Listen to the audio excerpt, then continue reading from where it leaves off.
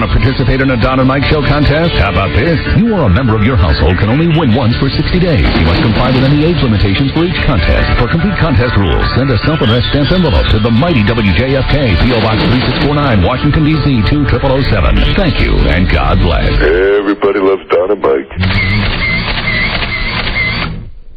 No comment. Hold on just a second. They want to get some more.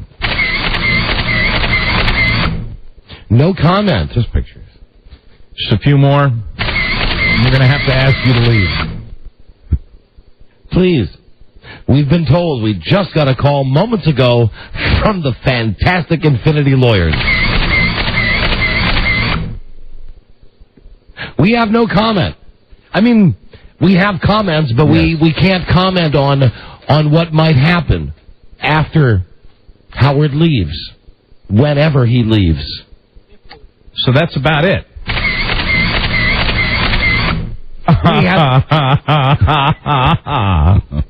We have no comment. No comment. We don't even have a comment. We don't even have an opinion. Oh, we do. Well, but we're not allowed. Yeah. So anyway, hi. How you doing anyway? How are you anyway? How are you anyway? Well, here we are. Yes. That's that. So I think we handled that correctly. What is it? You don't even remember. Here's the thing about this place. They come in to tell you important stuff, but it's Don, I hate to interrupt, but the photographer from the grocery store circular is still in here. Oh, well then, give me a moment, Mike. All right. Pull myself together. And wino.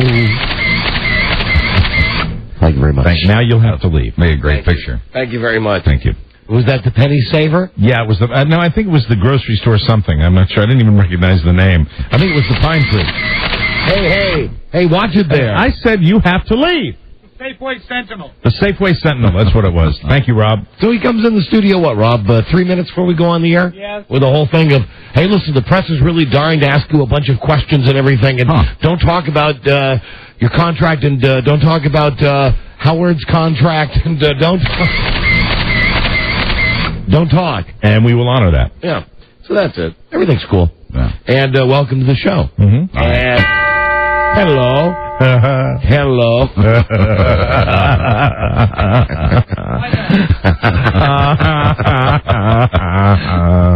It's funny how sometimes you end up in a spot that you didn't think you'd be in. Sure is. You know? What's the name of that Jay Moore show? Which one? The one where he has the... The Last Comic Standing. Oh, okay. Well. What were you saying? I was saying it's a good title for a show. Yeah. We'll get the gigs. Be the last guys left in the room. Whatever works. Everybody else will be running off to do what they do. Yeah, do what they do. Go, do what you do. Yeah, have fun. Go ahead. Enjoy. Knock yourselves out. We'll be here. Over the air. Free. Except for the 20 minutes of commercials an hour we have to play. Come on. You're going to have to leave, sir. Please, Please, we're gone. Would you stop that? That is the last picture we're going to allow. We're very excited. We'll be sending the ones out that we have taken on Friday. I don't care if it's Lisa de Mornay's. And I know I'm mispronouncing that from the Washington Post. Nothing from her. Please, nothing. Hello. Hello there, Mr. Hello. Janet. Mike, we've got a jam-packed show today, and I know that everybody wants to talk about the debate last night. Yes. And we want to get to that, so I wanted to start today. There was a debate last night? Instead of the pre-show, and keep in mind we've got all that pre-show goodness to get to. Oh, yeah. I want to take this time, these brief few moments, to give you a quick bet update. Mm-hmm. Oh. And what I believe is an option. I call as my first witness Beth Ann McBride. All right. Now, I should point out to our listening audience that, like so many things on this show, this is the first I've heard of it. Always makes me a little edgy when it concerns me. Well, Mike, you remember that I think you said it was a 2-week window. Are those my breasts? They are. Thank you. Hello. Beth Ann brought in my breasts. Your chicken breast. It's Chinese. I hope you... the Chinese... Oh, No, it's not Chinese. It's just regular. What do you mean it's Chinese? Well, the guy at the front desk said it was Chinese. It's not Chinese. It's a regular grilled chicken breast. Oh. That man is an American. Beth Ann? Yeah, wait, I'm praying for the souls of those chicken breasts. So you had actual contact with Tom Gavin's medical person in charge? Medical team? Well, one of the people in charge of the physical therapy that he's going through right now since his hip replacement surgery. Right. And I did speak with him this morning. He's in good spirits. Mm-hmm. Then on to the nurse or whatever she is, physical therapist. And I asked, what is the estimated time of arrival for a healthy Tom Gavin? And I was told somewhere, hopefully, God willing, if everything goes right, in the next 5 or 6 weeks. Oh, we had a 2-week window we'd agreed on yesterday, Mike. Don't look at her like that. Why are you looking at her like that, Mike? Well, don't look at her like that, Mike. Glaring at her. Well, you knew this coming in, this whole staged crap. What do you mean? That's like you were waiting 5 or 6 weeks, and you're just waiting. When did I find You're out? all delighted. I found out at 10 minutes after 2 things like today. this that make me not want to be a stand-up guy. Hey, I think if he's going to be ready in 5 weeks, then I think then I'll be glad to massage him in 5 weeks. I am willing to. If you take that, you're a welcher, because I'm going to throw up somebody now. Right. I've got a name, and now, Beth Ann, will you please attest to this? That she came in and said, Tom can't do it, and all of a sudden, I wrote something down. Oh, okay. Yeah, and I didn't see what he wrote. He did. All right, what is he grabbed this? the Naturally chart. occurring phenomenon happened in my... Lay it on me. Give it to me. Give it to me. Give it to me. What is it? Come on, baby. What is it? Hello there, Mikes. Robert Mailman. Come on, Mike. Okay. You bring that into the table. You got to ante. You got to ante something up. Something's got to be made by. You got to bring something to the. Robert the Mailman? Yeah. Robert the Mailman. Right. I've not even asked him yet. How about? Well, no, because the deal was that you'd massage Tom Gavin. Right. On his back. I mean, you'd massage his back. He'd be laying on his belly. Right. Yes, naked. And unfortunately, Tom's going to be... Now, what about Dennis Murphy? Yeah. What about Robert Mailman? No. Why? Dennis Murphy moves ahead of Robert Mailman. Because I remember Robert Mailman in that Is this what purple outfit. Robert Mailman. Shaq outfit.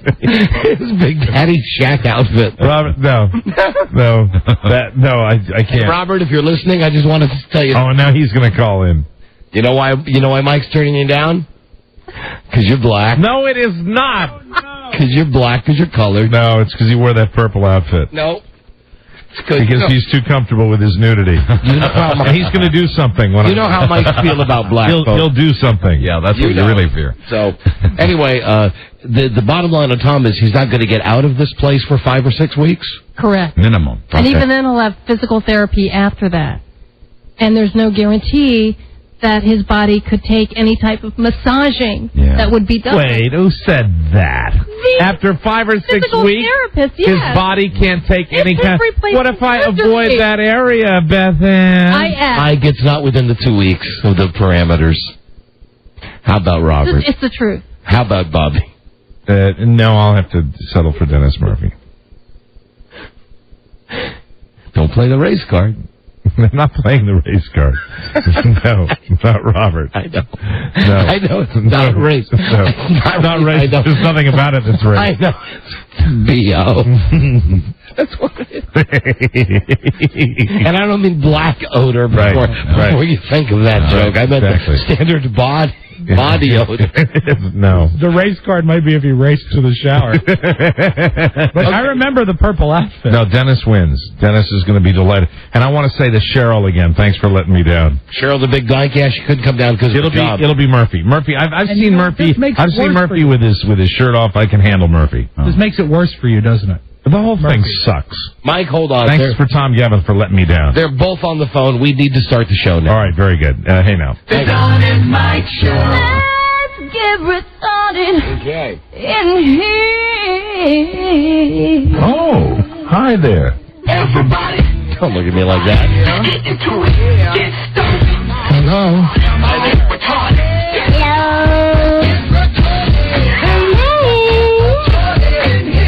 Would you have felt felt any better if I had told you when you came in when we were saying hi to Tammy's baby and stuff? Now we had other stuff to talk about. It's a busy day in the office today. Ixnay on that. Hello. You can call Don and Mike anytime from anywhere in America. 877-365-3636. They're ready to believe you. Stop that, please. Based on a true story, he was a neo-Nazi with one true enemy. Himself. A man of faith, a man of hate, and a soul torn apart. Viewer discretion advised. How have you been? How have you been? Mike, how have you been? How have you been? You know my wife? She's great. Hi, Rosie. Before the show, Tammy Sachs, who used to work here, Yes. came back with a beautiful daughter. Oh, yes. Gorgeous little baby Danielle. Beautiful baby. And we were talking to Tammy, and she said to Rob, how's Carrie? And Rob said, she's great. And Don and I just started laughing. Yeah, and there was really no way around it. No. Because I meant it. I know you did. Just the way you said it. And also the shade of red your face got. Yeah, it's a certain thing. I need a pill for that. It's amazing the things that get you emotional, Rob. And we got to fly, Rob. You're right. Good afternoon, Mr. and Mrs. Cheney and all the ships at sea. It's the show where the news is done by him. Mike O'Mara. Hello. Stay cool. Stay cool. Hold on. Hi there. Don and Mike show. New episode on this Wednesday. 100604. Hi, Don and Mike. Buzz Burbank here. Thank you. No, he's not retarded. Everybody, hi, thank you. And phone number 877-365-3636 from America. From Canada, from Mexico, please to be calling 800-636-1067.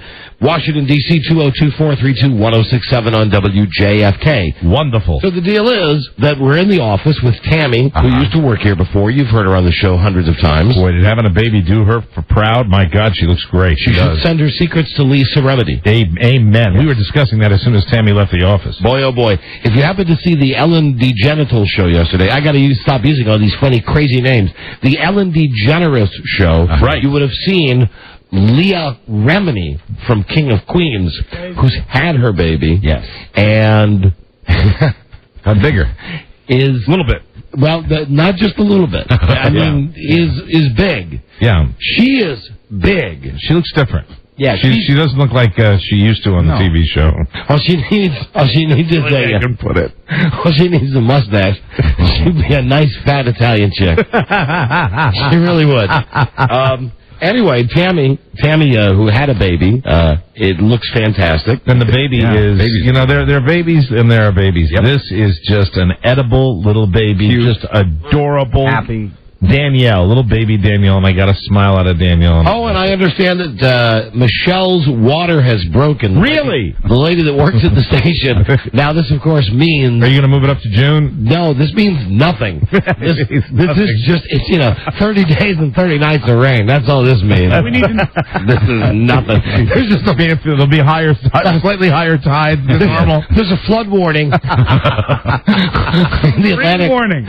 The Atlantic rip current warning. You're still holding your prediction like she held her water for a long time. Yeah. You're saying it'll be July. Yeah, well, Sure. The water broke last night, and no word of baby has worked its way back here yet. No, that's wonderful. I can't wait to see another baby around here. So we're in there in the office with Tammy and her baby, and Rob comes in, and Rob says hi and talks, and then at one point, Tammy says, how's Carrie? And it's at this point that Rob's face starts to fall a certain shade of red. And he can't fake it. When Rob is under stress, there's no way that he can control one aspect of his body, and that is he flushes. Yeah. His cheeks become flushed, and it is so funny.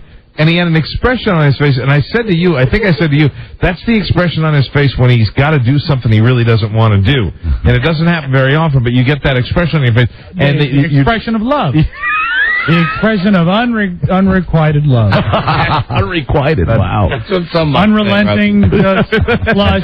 You get excited. Your blood pressure goes up because you're eager to impress your bride. Yes, but it's not unrequited. You're with the woman. You couldn't be happier, Rob. It was the exact same look that you had when the lawyers were asking you questions last week. Absolutely. It was that same. Well, I don't know. That same nervous. We're probably very happy. And it is my thought that we will probably reach our 8th anniversary. So plans have been made. Tammy says, "Why are you guys laughing at it?" Because it was his face. See, on paper, Tammy says, Rob, how's Carrie? Rob great. answers, she's great. Rob looks at me and Mike. And we just fall apart. Because we see the shade turning that crimson red. And oh, God. And, she's my wife. And the weight, my wife. The weight shifts from one foot to the other. Mother of my kids. That's right. It was too funny. Yes, it's a wrap. Oh, my God. Okay. La to you, Rob. La to both of you. Let's see, Mike. Boy, we could have a debate right now. We have Dennis and Robert Mailman on the phone. Well, I guess I got to handle both these guys today. I would appreciate, chatting with both of them. Okay, before we do that, well, we do have the debate stuff from last night. Right. I thought that Cheney. Well, listen, Cheney's smarter than Bush. Yeah. Let's be honest. Joe Ardinger is smarter than Bush. Well, isn't there that preconception that Todd Hughes is smarter than Bush? Isn't Cheney kind of running the show anyway? Yeah. You'd want him to be smarter. Yeah. Cheney's body language is extraordinary. Cheney's body language just screams Darth Vader. You know what I mean? It's just his whole deal. Every time that PB Pimple Boy, right, would nail it. They covered it last night. It wasn't as bad as it has been. No. So he would say, Edwards would say something like, it's 90% U.S. casualties, 90% we're paying for it. She'd go, Mr. Cheney, 30 seconds. And he would go, your facts are incorrect. Yeah, he did a lot where he didn't even answer. Right. I mean, that was his answer a lot of the times. He wouldn't go back to say what the facts would not have been. But as smart a guy as he is, he did an old man thing that made me laugh, and it was the lack of knowledge of the lavalier microphone. And when he would put his hands on his chin, and he would get, well, I feel it. Basically, we've got, and it's like you're covering your own microphone. But the hand position was that I'm going to control the world. I read somewhere, and this is true, Peter Pan versus Darth Vader. Yeah. Perfect. So last night, I liked the fact that they sat close to each other, the fact that they kind of interrupted each other a little bit. I like the traditional format a little bit more. I give kudos for mentioning the gay daughter, getting that out there, and then, hey, how about Cheney? You got to give the old guy credit. He handles that pretty good with his gay daughter. Here's the deal. Do you think he was bringing it up? I don't know. There's popular sentiment that says he brought it up just to kind of needle him a little bit. Yeah, now here's the thing. He did it so well. Yeah. But that was you couldn't tell. Perfectly played by both guys. Mm-hmm. Absolutely perfectly played. And if he wanted to bring it up to say, hey, your daughter is a homo and the president is against homo or gay. Now, do you think that Cheney, when that happened, I thought really that was one of the most dramatic parts of the whole debate. Do you think when that happened, and I was thinking about this when he brought it up, because I thought even before he brought it up that he might bring it up, and wouldn't that be kind of a sneaky thing to do? Yeah. If Cheney had said, I really feel it's not necessary to bring family members into this, even though he had done so in a completely I don't think he had any chance to counter that. No, and Cheney handled that the right way. I think so. And also... I like to see him get mad. Don't bring my family into this. And incidentally, if you'll also notice, is going with Cheney's strategy, he had a lot to say besides the fact that Cheney's daughter is a lesbian, and isn't it great that he supports it? Uh-huh. Cheney's answer to a 2.5-minute, diatribe was, "I'd just like to thank you for your kind words about my family." Thank you. And that was it. And a lot of times, it's like playing hearts or playing bridge, because you get to Cheney and they go, rebuttal, you go, I'll pass. I'm fine. Uh-huh. I'm fine, no problem at all. Did that a lot. I'm fine. You know what was also great last night is numerous times his paper was ripped from the pad. That is loud, isn't it? Absolutely. Now, here's something I don't get. So, one of the things that Cheney says is, hey, until we did this debate tonight, we've never even met. Right. Now, it's a fact that they have met. See, I didn't know that. Here's the question, though. I knew that when I read that after the debate when the spin people were on. Right. How come Edwards didn't stand up and say, hey, dumbass, we did meet? Well, did they meet? Yeah. Yes. More than one time. Yes. They've met. Oh, that sucks. Why didn't he say anything? They've met, I think. Last night was their 4th meeting. One time they sat together for 2 hours. So what's the deal with Edward? Did he cranial? He cranial cramped a few times. Either that. Hold on. You know where else he cranial cramped? Was where he couldn't say John Kerry's name. Yes. Funny. And you know what? That was like when the debate was winding down. Did you get the impression they were both like losing energy? Yes. And Kerry was doing and then when they gave him both the 30 seconds, and she went back to him for an extra 30 seconds, and he knew he didn't have another 30 seconds, but she screwed up, so she let him keep going, and then he only gave him 15 seconds. Edwards, when he would laugh, not Kerry Edwards, when he would laugh, sounded like that Joe Gibbs laugh. Because it would be, there, I've done it again. I said John Kerry again. It's very good. I was thinking one thing. It was very good that those moments happened late in the debate for John Edwards. Yeah. If that had happened up front, it might have been a different result. But I think it would. Everybody agree that it's pretty much a draw last night. Kind of a push, right? Yeah. Here's something that's disturbing. I'm a contributor to the Democratic Party, and I don't make any secret about it. Well, they hit you on these websites. They email you. It's constant. And on both sides, and I wish they'd stop this, and I don't think I'm making any secret about it, both sides kind of stack the deck and suggest that their party loyalists get on these CNN polls and vote. And I think that's crappy on both sides, and I don't think that should happen. Here's the only thing that I want to say, and I know you've said it before, and you'll probably say, welcome to the party. But I'm going to say it now. Less than a month away from the election, I think, okay, we don't need to analyze this, right? We knew what was going on. It was like you said, like 50-50. They both did kind of what they had to do. Right. Yeah, I think so.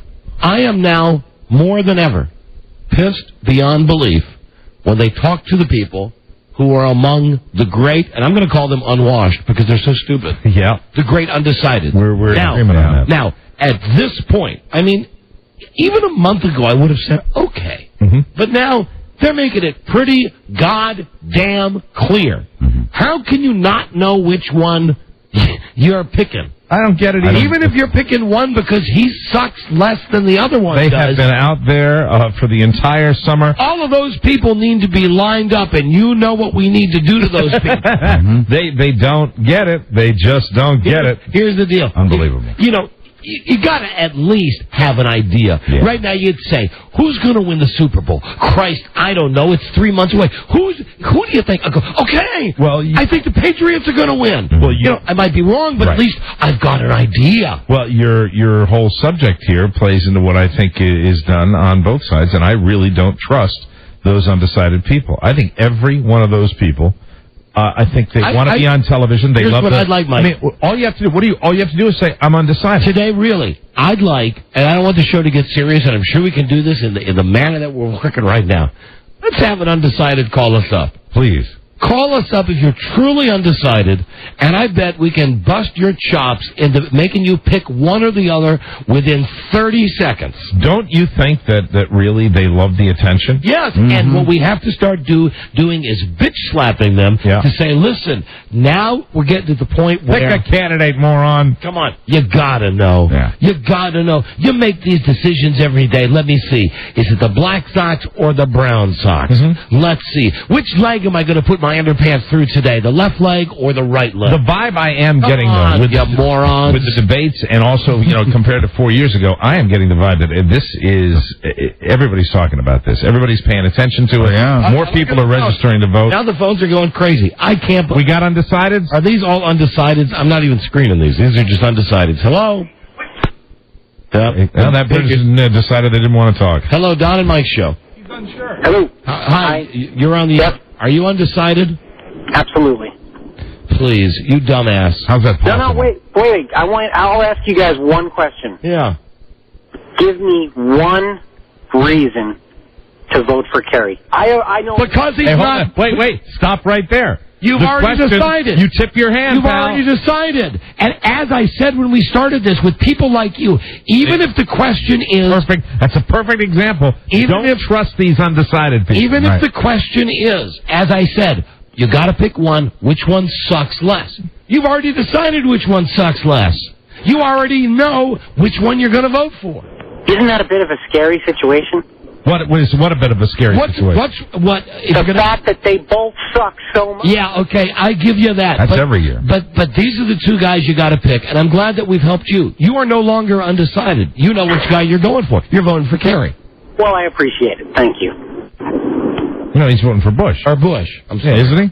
Well, I don't. If we can brainwash him. I don't remember from the question. Oh, what did he say? Give me one reason that I should... Then why wasn't your question, give me one reason why I should vote for Bush? My point is... Now, hold on a second. You're undecided. I am definitely undecided. And then your question to us was, give me one good reason to vote for Kerry. Because I got lots of reasons not to vote for Bush. But I'm looking for a good reason to vote for him. All right. I'll give you one. It's just, black and white, they disagree on this issue. Stem cell research. I agree with you there. That does help. You asked for a reason. No, that does help. There's the tiebreaker. Here's the other thing. Which one of them do you like better? Jesus. Come on, man. It's like, which do you like better, chocolate or peanut butter? Make a goddamn choice. Be a fist, be a man. Take a fist, be a man. Make a fist, be a man. I like be a fist.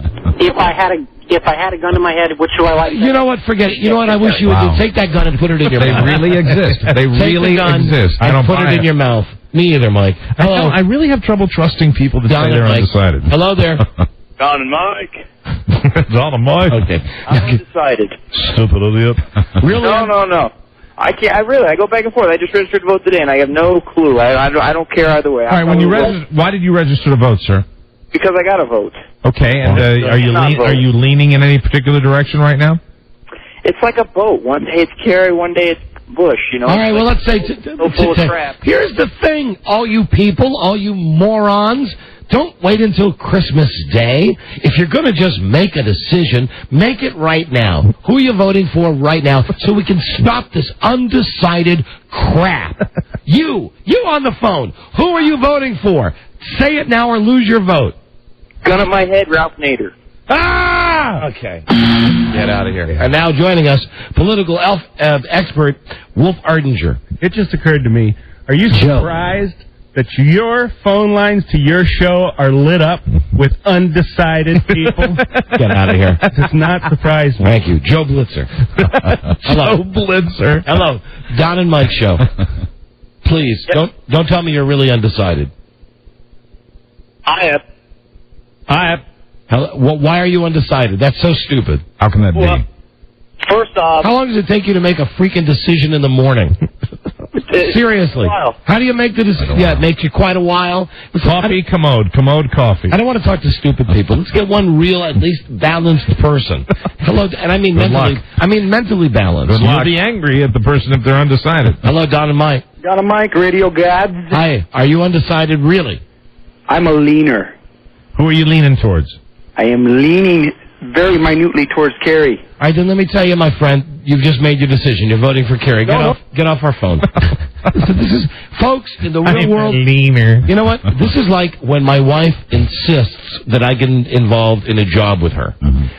If the job is picking a fabric pattern, if the job is deciding what we're going to do with the tree in the yard, if the job is where we're going to put a computer, whatever it is, I'm able to come in, and you know why? Because I'm a man. We all have the ability. We were all born with it. It's what separates men from women. Well, it's like shopping, too. We can say, yes, absolutely, Mike. But you go, you do this, this, this. So I will barely tolerate an undecided woman because, frankly, they're simply not put together the way that we are. Even things that are sold to men. However, all of you men, you are less than men if you are undecided now. You know what? I had to buy a new tuxedo today, and I had to go out and buy a tuxedo. And you know why we're men? What? Look what we have to choose from. Walk in. I'd like to buy a tuxedo. There's one. Does it fit? Yes. Thank you. And listen, goodbye. Listen, maybe you were brought out there listening to the show, and you say, Don, you ass, I do know. Well, good for you, honey. Good for you. Right. But what about these broads who don't know? Now, I suppose if it was a suit, it'd be a different story, than a tuxedo. But you can't wear a tuxedo. You can't wear a suit to the inaugural ball. Hello, Don and Mike. An undecided woman, it says. Hello. Totally undecided. Ain't that the truth? Totally undecided. Ain't that the truth? Take the election out of it. No, I'm undecided, so I will not be voting probably. That's what it sucks. So you will not be voting probably? Did you not register? I am a registered voter, but I cannot decide. I think they're both morons, and Wait. Now, what do you mean they're both morons? Listen, let me just ask you a question. Which you like better, McDonald's or Burger King? Burger King. Which you like better, Coke or Pepsi? Pepsi. Which you like better, Seinfeld or Friends? Friends. Okay, who you like better, Kerry or Bush? Can't decide. No, see, no, you can. You can, you dumb housefrau. You can. I've just given you 5 elementary ones that you followed all the way through. Let's try. How about this? Wait, try this track. What about? Wait, hold on a second. Wait, no. These undecideds are ruining it for us. Let me ask you a question. Do you have an issue that's important to you? I have lots of issues that are important. Well, how about what prioritize it? What would be the most important issue to you? For me. What? Hello? Better cell phone service. Better cell phones. Okay, hold on. Here's another undecided woman. Hold on. What? A decided woman. Very good. Let me praise this woman no matter who she's voting for. Hello, lady. Hello, how are you? Hi, we're doing great. Who are you voting for? I am now voting for Carrie. All right. When did you make up your mind? With this conversation that you had on the radio. Hey, wow. Don, look at that. I have lived in a Republican house all my life. My father was a Secret Service agent, and I've always lived in a Republican house, and it was so hard for me because I am a teacher. It's not hard. And with the teacher issue, it was a big... It's not hard. Listen, you get this far, it's less than a month away. It's not a hard decision. Well, she made her decision. Congratulations. I made my decision. Very proud of you. I'm sorry. Okay. Oh, my gosh, a life death issue, but it really wasn't. Hey, you're right. Thank you. Bye-bye. See you later. More of a man than those other guys who called. What you need to worry about now, honey? What your man wants for dinner tonight. There you go. Worry about that. Yeah. How do you handle a hungry man? Mm-hmm. The man handlers. Here's another undecided. Hello. Hello? Don and Mike show. Undecided woman. Hi, what's your name? Christine. All right, Christine, why can't you make up your mind? It's a month till the freaking election. These guys have been talking about it for 4 years. I don't know. They both want things that I want. I mean, I'm for and against abortion. I'm for and against the war. Who is your favorite friend? On Friend, who is your favorite friend? I don't like Friends. What's your favorite TV show? That would have to be Sex and the City. I got news for you. If you're for and against abortion, that means you're pro-choice. Mike, I believe... You confused her. I believe that you have made some sense, which may have stopped this conversation. Yeah, I mean, pro-choice means it's choice. It's not like you're for abortion. There you go. Mm-hmm. You're pro-choice if you're for and against. If there are circumstances you think it would, you think it's okay, and there are certain situations where you don't think it's okay. That means you're pro-choice. Now, of the Sex and the City ladies, which is your favorite? That would have to be Samantha. Samantha, you dirty birdie. So now we know you're pro-choice, and you like Samantha. I think you like Samantha. I think the road is pretty clear. Yeah, you're a Kerry woman. You're voting for Kerry. I don't know. You don't know. I think you do. You don't know. I might. Stupid. I'm not sure. Listen, I'm not saying that because... Well, how about your mama and your dad do? How about you are stupid? What did your mama and your dad do? What did they raise you as? I mean, How tough is this? Did you grow up in a political household? Are you one of these women that needs to have those underpants from the 70s that had the days of the week in them? Really? I mean, how tough is this? You've had months to think about this.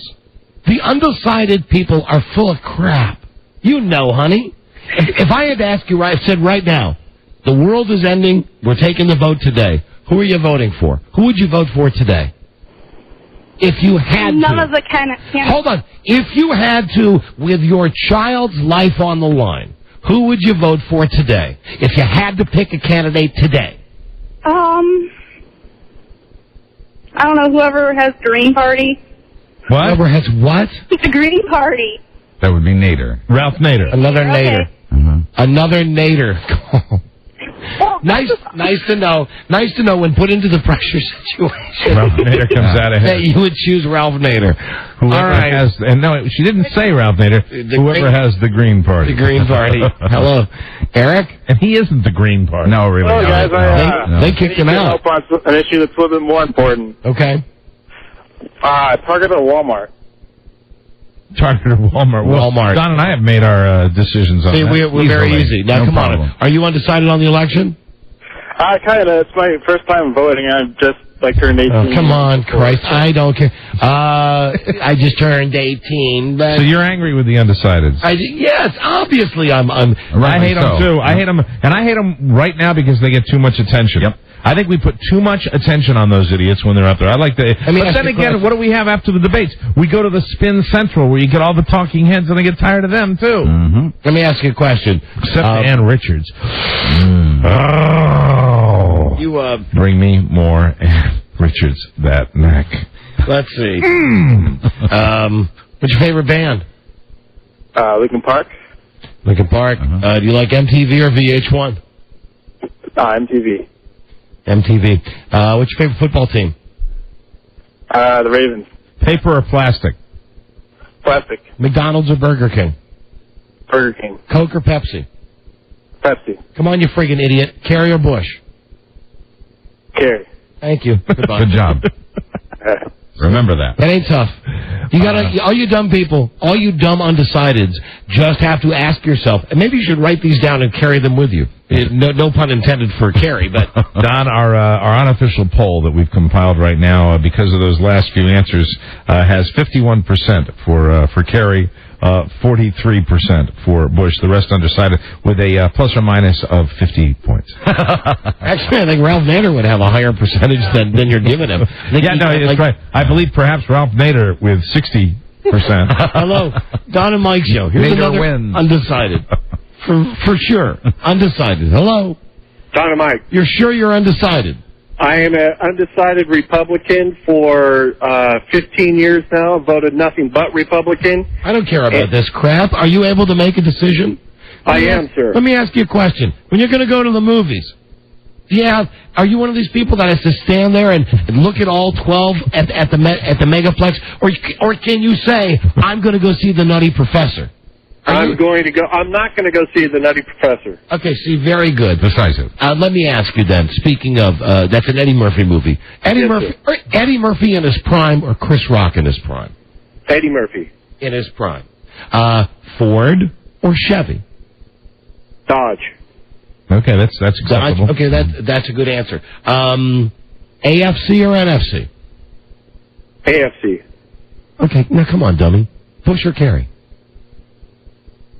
Just freaking pick. You just picked all that other stuff that doesn't matter. You have to give him the third choice. What I'm worried about... Nader. All right, or Nader. No, come on. Kerry. Uh-huh. Okay, fine. Interesting. Listen, even if these people... Don is going to be on the election supervising team to go to foreign countries. Pick! Quick!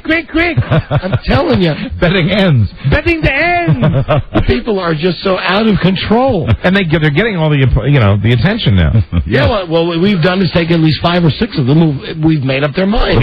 CNN has that They've group. Made up their mind. They assemble those people in Ohio, and then they ask the guy, afterwards, what did the debate mean to you? And the guy goes, hugs are great. The phone's lit up because they crave the attention. Well, what's good about this is after this segment, the lines are going to be a lot shorter because people will go in and make their decision quickly. Amen. So, thank you. Just remember, Coke, Pepsi, Burger King, McDonald's, red, blue, football, baseball. Right.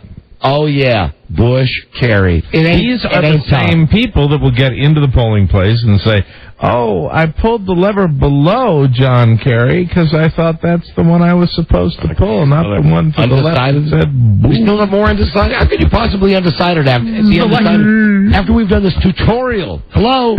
Hey there, how are you guys? Doing great. Let me ask you something. What did you have for breakfast this morning? I had a bowl of Wheaties and 3 eggs. Hold on. How'd you make that decision by yourself? How come you didn't go with special... Well, I didn't. A personal trainer helped me, actually. That's funny. Who are you voting for? Well, I don't know. This is almost... No. Who do you like better, Superman or Batman? Batman looked better in tights. Who do you like better, Batman or Spider-Man? Spider-Man. Who would win a race, Spider-Man or the Flash? The Flash. Okay, now, dumbass, quick, Bush or Kerry? How about Clay Aiken? Just answer. Don't be funny. Just answer. I guess Kerry, but... Okay. All right, there we go. Boy. Hey. Yeah. It's like pulling freaking teeth. I guess. Our unofficial polling now has Bush in the lead, 60-20. With 20% undecided. I'm sorry, 19% undecided, 1% for Ardinger. You have to give me a moment because we never got... Let me make sure these guys are still here. Dennis, are you still there? I'm here. Okay, hold on. I'll come back to you. Bobby Mailman, are you still there? Yeah. All right, hold on, my brother.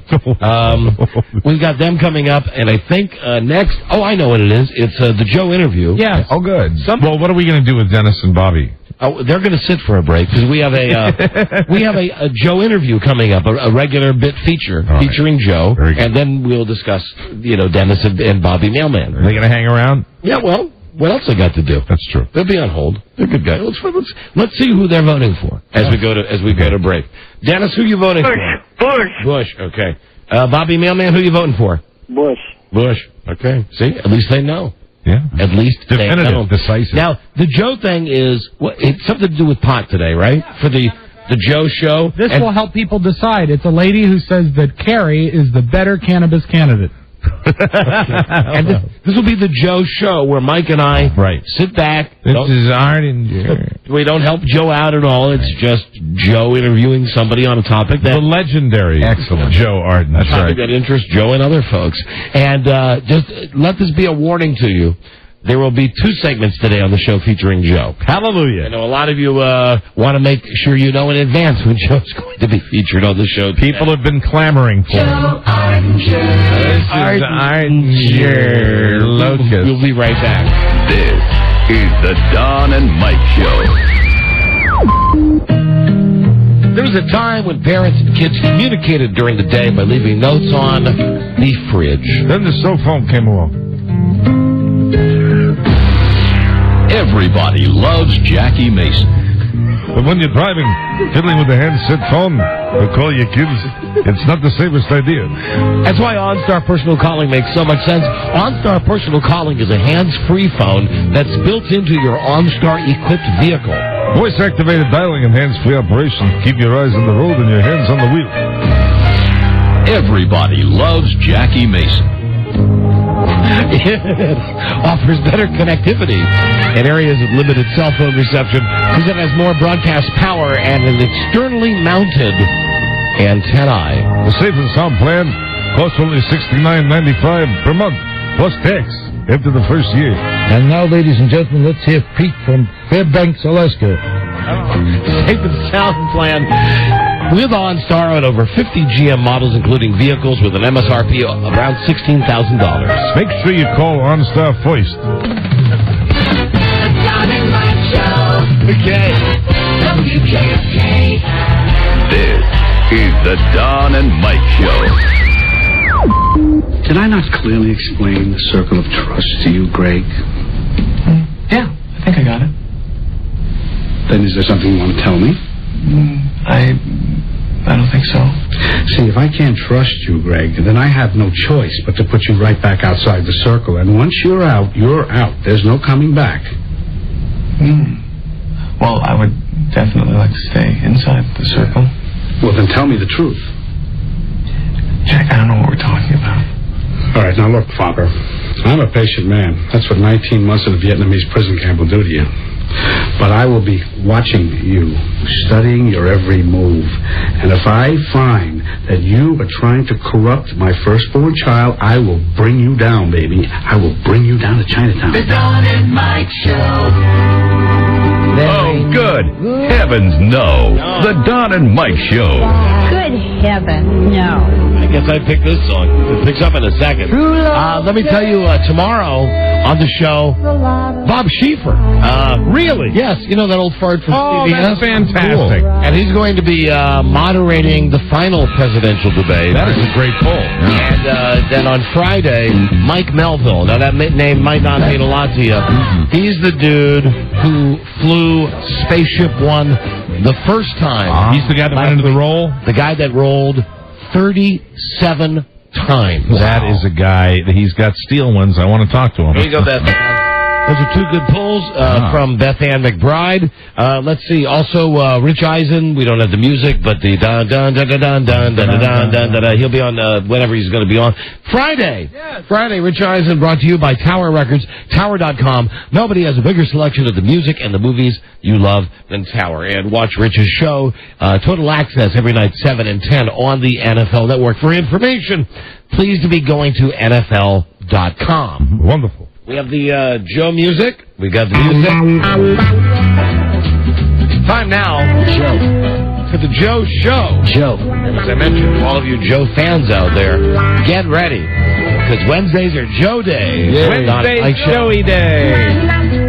Joe's going to be back later for Joe's Movie House. Oh, very good. Which, incidentally, we spell with an umlaut, so it's H-A-U-S, and it's got the little umlaut over the... Movie House. Joe, here's the topic. Kerry is the reefer candidate. John Kerry is a more marijuana-friendly candidate than George Bush.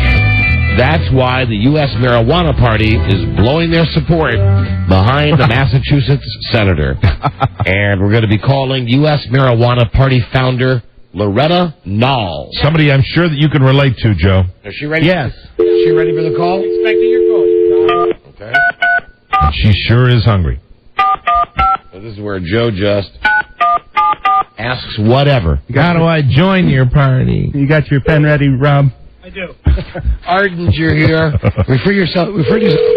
Never mind. I'll set it up for you. The legendary. Yes. Hi. This is Mike Source. I'm calling from the Joe Ardinger Show. And Mike, how you doing today? I'm doing fine. Say hi to my friend Mike Elston. Hi. Hi, Mike Elston. And here's my other friend, also named Mike O'Mara. Except, well, never mind. It's Mike O'Mara's real name. Hi. How are you? How you doing today? We're here with Ardinger. And we understand that you're going to be on the Ardinger Show, the Joe Show? Yes, I understand that as well. All right, well then, if we're not, let's get to it. Let's roll. Buzz? Yes. I'm ready. Mike? And Elston? Live from the Westwood One Radio Network, it's the Joe Show, starring Joe Ardinger. And now, here's Joe.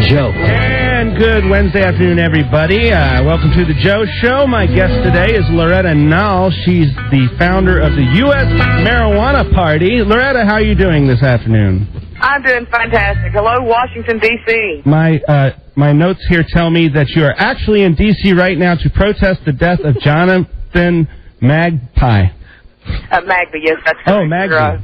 Uh-huh. And why are you protesting his death? He was a quadriplegic, had been a quadriplegic and unable to breathe on his own from the age of 4 when he was hit by a drunk driver, had never been arrested and had no criminal record, and Judge Judith Retchen here at the Superior Court on Indiana Avenue sentenced him to 10 days in jail, and he died on the 5th day. He somehow wound up without his ventilator in jail, and he died. I heard about that. How about that? Anyway, can you tell me more about your party, the U.S. Marijuana Party? Is it in any way affiliated with the Guns and Dope Party out of Los Angeles, California? What is that? There's no guns in our party. Is there such a place? No, we're not affiliated with them. I got started about 2 years ago in Alabama. I'm an Alabama native, and I had a run-in with Sweet Home, Alabama. That's great. Tell me, how old are you? I'm 30. And how long have you been using marijuana? Since I was 12. Do you use it for medicinal preferences? Purposes. Yeah, purposes. I'm mostly a recreational user. Since you were 12 years old. How about that? That's something out of Alabama. I myself, I waited till I was 17, but of course we're a little further north. You know, us Southern girls have to get started quick. Yeah, you got to get started quick because you're fast and easy. So anyway, back to what I was getting to. So what does marijuana do for you besides make you hungry and your eyes red? Well, it slows down my thought process to a degree where I can be a little bit more creative, and it helps me relax. You know, I don't need to take Xanax or Valium or any kind of pharmaceutical drug. That's fantastic. Neither do I. Just copious amounts of Miller Lite for me as well. Well, there you go. And how about those painkillers? Well, you know, I don't use them unless it's an absolute necessity, right? So you're running for governor? We'll be running for governor of Alabama in 2006. Sweet home, Alabama. Are there any more surviving members of Leonard Skinner living down there? Not in Alabama. I think there may be a couple in Georgia. Georgia. That's near Oklahoma. No, I'm sorry. There goes that short-term memory again. What were we talking about? You're listening to Joe really do shtick. Who's been smoking pot? Me or you? He's got short-term memory loss. Right. See, we're talking about Leonard Skinner. So are you a lawyer? Speaking of Leonard Skinner? No, I'm not a lawyer. I was a housewife up until 2 years ago when I started the U.S. Marijuana Party. And so you're no longer a housewife? No, I travel too much to be a housewife. Ask her if she's heard of Buzz. Mom, I guess. Have you heard of Buzz? Heard of what now? Buzz. Buzz Burbank. Buzz Burbank, my news guy. No, I haven't. We don't get Washington radio down in Alabama. He's the vice president of the Guns and Dope Party out of Los Angeles, California. Oh, really? A city named Los Angeles. How about Las Vegas? You ever been to Las Vegas? Or Los Alamos? No, I've never been to Las Vegas. I've been out to Seattle, and I've been to Oregon. I've been to San Antonio, yes. I've been to San Antonio, too. That's great. That's where she's holding. So, but no, I've never been to Are you Vegas. holding? No. Got any of that Northern Lights? I wish I did. You know, I don't travel with it. If I get caught again with it in Alabama, it's an automatic felony just for your second. Let me ask you, that's great, fantastic. Hydroponic or organic? Hydroponic. Halogen or regular filament? Metal halide. I thought it wasn't one of your options. Cow manure or Miracle Grow? Cow manure. So you're running for governor? Yeah. Right. We have prime agricultural land in Alabama that would grow lots of really, really potent marijuana and excellent hemp. Ask her why Kerry's the better pot president. Fuel and paper and all the wonderful That's things. fantastic. So why is Kerry the better pot president? Well, because we know Bush isn't going to move on the issues. Is he running for vice president? I can't remember. Kerry's running for president. We believe that as take all things taken into consideration, that he will be a little bit more receptive to our issues. We really need to address medical marijuana. That's great, Lorena. But what about Bush? Didn't he use to smoke pot and snort cocaine and drive drunk? He still does. But he's he's not going to go to jail for it. He's not going to let his kids go to jail for it. And they smoke a lot of pot and drink a lot of beer too. Any rolling questions for her? So but ask her about rolling papers. There's a She like zigzag. One for regular people and one for the politicians. What about machine or hand? That's great, Marina. Anyway, zigzag or easy wider? Say it again. Zigzag or easy wider? Actually, I prefer my Alabama Marijuana Party hemp papers. Right on. And do you roll with 2 fingers or 1? I roll with 2 You fingers. can't roll with 1 finger. That's a trick question. You roll with one hand or 2? Hands. Boy, you are high, aren't you? No, I wish I was. All right. So anyway, Marita. Loretta. You're right. Okay. Loretta. If you put scope in your bong, it's like a menthol joint, isn't it? You know, I've never tried. You ever put whiskey in there? No, I don't use a bong. I roll joints. Who grows more dope per year, Alabama or Kentucky? Probably Kentucky. That's right. It's the #1 cash crop in America out in Kentucky, isn't it? Absolutely. How about Oregon? How about all these facts? Oregon grows some good pot. We're not prompting Joe with anything. This is right? Joe on his own. The real Joe. Amazing. Show. Well, you know. Oh, hold on, Joe. Ask her about Cheech and Chong movies. Hey, Cheech and Chong movies. My favorite. Cheech and Chong movies are funny. They're part of our culture. They Nice Dreams or Up in Smoke? Way to go, Joe. Up in Smoke. Let's see. Fast Times or St. Elmo's Fire? St. Elmo's Fire. No. No. Wrong. Wrong answer. Wrong. Cheech or Chong? Cheech or Chong? Chong. No. Dale Sr. or Dale Jr.? I have no idea. I'm not a race car fan. You're not. You're from Alabama. Yeah, I know, but I'm Isn't not Talladega down there? What's the bestest munchie? The bestest munchie? Yeah. Pizza. Pizza? Good choice. Pizza. Ask her what. Ask her. Cheez-Its or graham crackers? Cheez-Its. Ask her if she has a night-night. Drumsticks or ice cream sandwiches? Drumsticks. Do you have a night-night? Do I have a night-night? So you're running for governor? Tell me about that. Yes, I'm running for governor of Alabama in 2006. That's fantastic. Well, I think we're just about out of time. My guest today has been Marie Nail. Moretta. Oh, Loretta. Moretta. Yes, I'm here. Moretta Nail is my guest, and I want to thank you. No. And if you ever get a chance, get online and check out that Guns and Dope party out of Los Angeles, out of a city called Los Angeles, California. I'll do it. I think that unite the NRA with the U.S. Marijuana Party. I think that's a good idea. I think we're all on the same side. Like what you will and do what you must. That's right.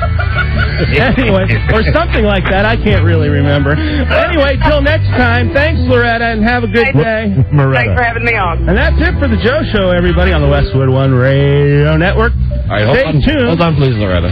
Moretta. Oh, I think she's gone. She's hung up. Yeah. I thought that went very well, Way to Joe. go, Joe. Excellent job. Excellent job. Bravo. On the Joe scale, I like all that marijuana talk. that's pretty good. Off the top of your head, lots of stuff. Ellen did a regular filament. Avenue Miracle Grow. My favorite segment right there when he did that. Thanks for all your insights. There you go. Thank you, Joe. And I enjoyed just cutting her off like Stu Nahan. That's fantastic. Okay. And even he references Fast Times at Ridgemont High. Yes, that was good. And she didn't seem to... I mean, that was a terrible answer when she went with Cinema. Yeah, I mean, what stoner is not going to go with Fast Times at Ridgemont High? Absolutely. Well, you know, Demi Moore was the dope addict in St. Elmo's Fire, so maybe she was identifying with Demi Moore. Could be. Didn't know that, did you? Not a faggot, not really hung up on St. Elmo's Fire. Sorry. Barely remember it. And a very small part. Wait a minute, you were supposed to be in St. Elmo's Fire. No, that was broadcast news. Oh, okay. Demi Moore, a very small part of St. Elmo's Fire, though. Yes. I guess so. As opposed to Spicoli, who's all the way through Fast Times. That's right. Stood out in his Came over to help you with your math homework. That's Damone, of course. Damone. Not to be confused with Brad. And don't forget what they write on Damone's car. Yeah. And then he has to get that big piece of cardboard. Little, and then he has to cover it up. Little vice president. Well, Joe, thank you. Thank you. Thank you. We'll see you later for your movie segment. And, Mike, good news for you. What's that? We've been on the air over 1 hour. And still waiting. After our next break, yes, we'll have our own mini debate. All right. And this side, on this phone line, Dennis Murphy. Hello, Dennis. Hello, Don. Hello, Mike.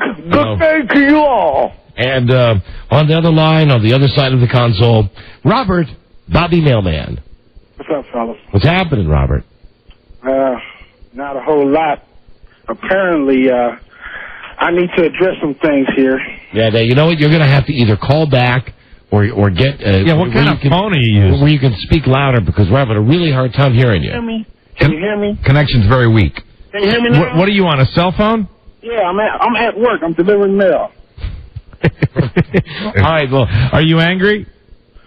Kind of. I'm kind of upset with Donnie with a knife, but I will make my case. Very good. You're mad at me? Yeah. Your biggest champion. I have an issue. What's the issue? I mean... you want me to make my point? I thought it was about if you're going to get massaged by Mike or not. Mike, let me address Donnie with an eye right quick. Yes, go right ahead, Robert. All right, Robert, what? Okay.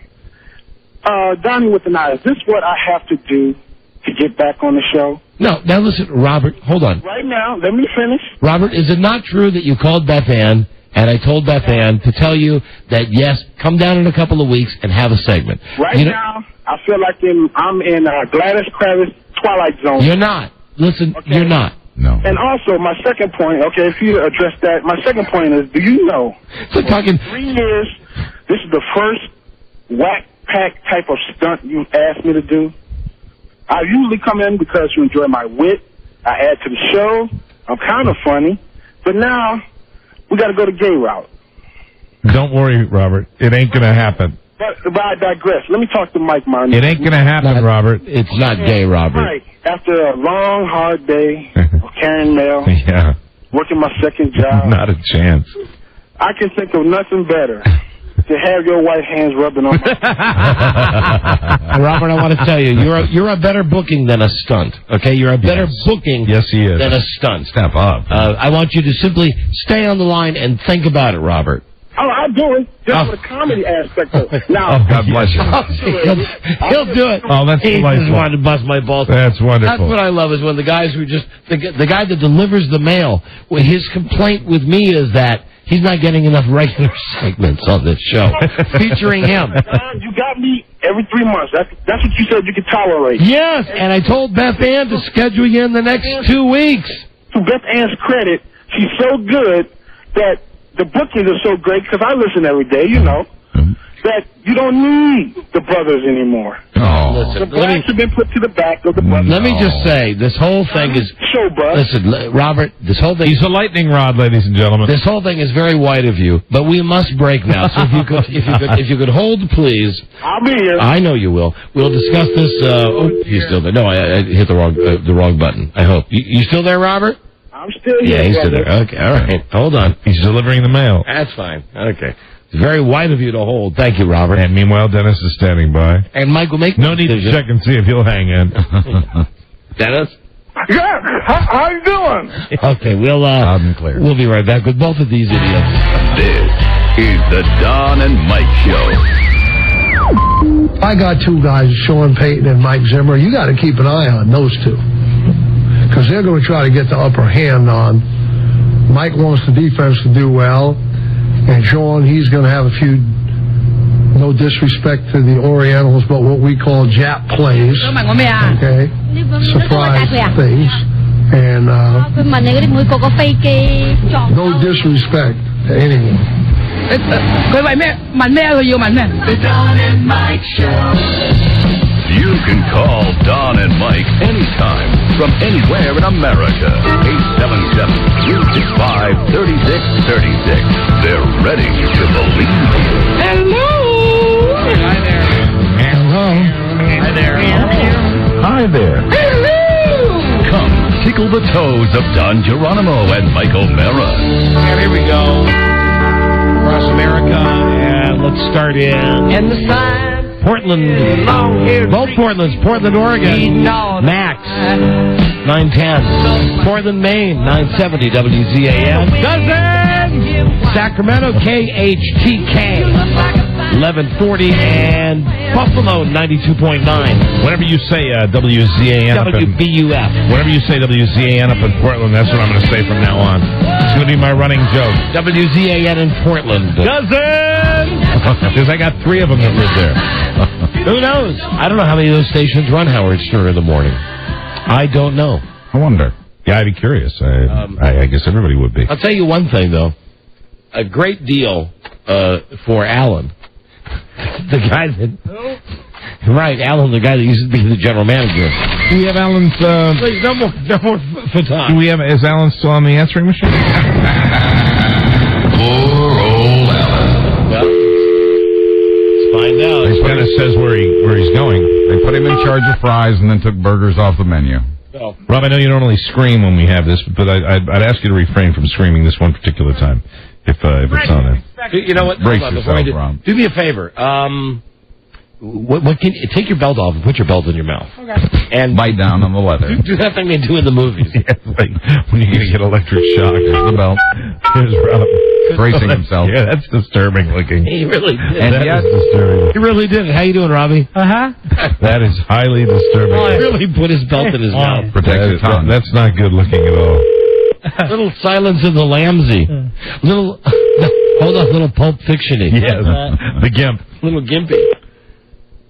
Hello, this is Alan Line 1 Infinity Broadcasting. I've accepted a position in New York at our flagship station, WXRK-FM, K-Rock, and I will be starting on September 20th. Well, Robbie? Okay. He's gone now. You can take the belt out of your mouth. Yeah, go ahead. I like it. Take the belt out of your mouth. Tastes like... That's Alan Limewand, our former general manager, who went up to K-Rock up in New York. So he got the north of here. Mm-hmm. He got the promotion to go to New York to be a sales manager instead of a general manager, and he had to get more great news today. Yes. That Stern quit, that's all they got on the station in New York that Alan works on. I mean, they got Stern, and then they've got like 0.00 share. Yeah, I wonder who he likes in the baseball playoffs. Anyway, last night from this stuff, from the debate. Oh, yeah. What do we get? Do we got anything good at all? You know, they didn't really scream at each other. And stand by Dennis. They almost got into it. Stand by Dennis and Bobby Mailman, please. Oh, and Will somebody from somewhere in America, we do a regional coast-to-coast show. We are heard in California, where Nancy O'Dell from Access Hollywood, or as I like calling it, Accent Hollywood, is on. Today, now, coincidence? I think not. She's on the show last Friday. Her company has signed a deal with Westwood One, our company. Right. She's going to be on the show every day to give us like a brief 5-minute update about what's happening. Yeah, kind of a billboard as to what's going to be on her show. So on Friday, she called and said, you know what, I want to do a segment to get to know these guys. So we did the segment with her, and it went real good. Yeah, we were real happy with it. Called her lady, called her baby, called her honey, all that stuff. She didn't get mad. She was cool. Happy, yeah. Well, since that happened, she's sick.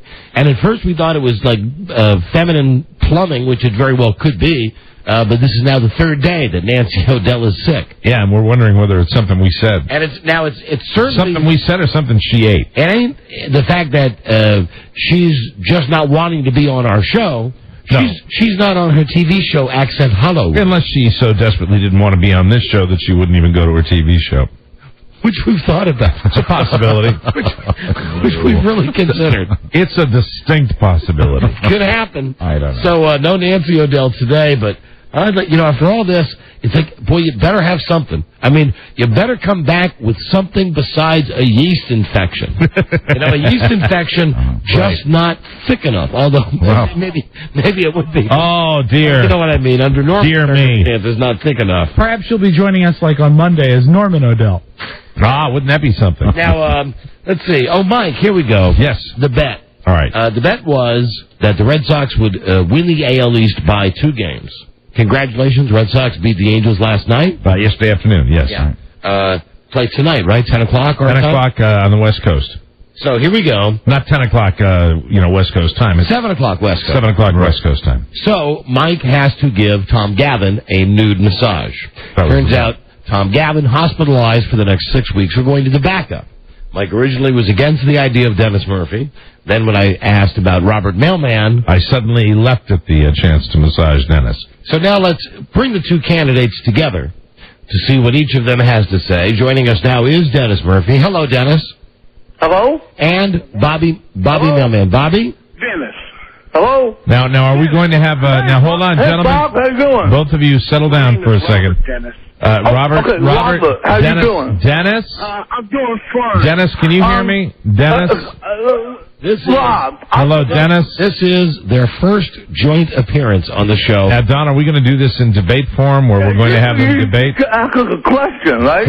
30 seconds, and we will start with Robert. I'll be the moderator. Mike can be the moderator. Everybody can ask. Robert, let me ask you. Take away all the stuff you thought before about that. I don't even know what you thought before. But listen, as Beth Ann told you, I like having you on the show, so you'll be back. I mean, everybody else hates you on the show, but I like having you on the show. So come. Likes me. What?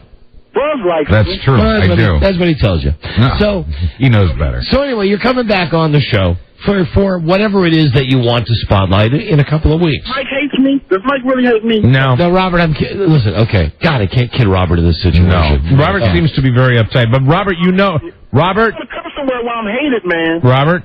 Yeah. You know I don't hate you. Well, we'll find out, won't we? Well, if you judge it on that, you're going to be sorely disappointed, my friend. Let me ask you, pal. Let me ask you something. What you doing tonight, family? Yeah, see, right there. There we go. I'm not going through that. I'm not doing that. I'm not going to go through that. It's not the gross factor, which is very much alive with the purple suit. I'm not going to go through him. Too much, Mike. See, I'm not. See, right there. He's just see. Too much about me. Not a chance. You rather massage a handicapped white boy. Mm-hmm. Hold on now, Dennis. Go ahead and respond to that, please. You're the handicapped white boy. A handicapped white boy who will behave himself. I'm a disabled person. I'm not handicapped. I've got all faculties.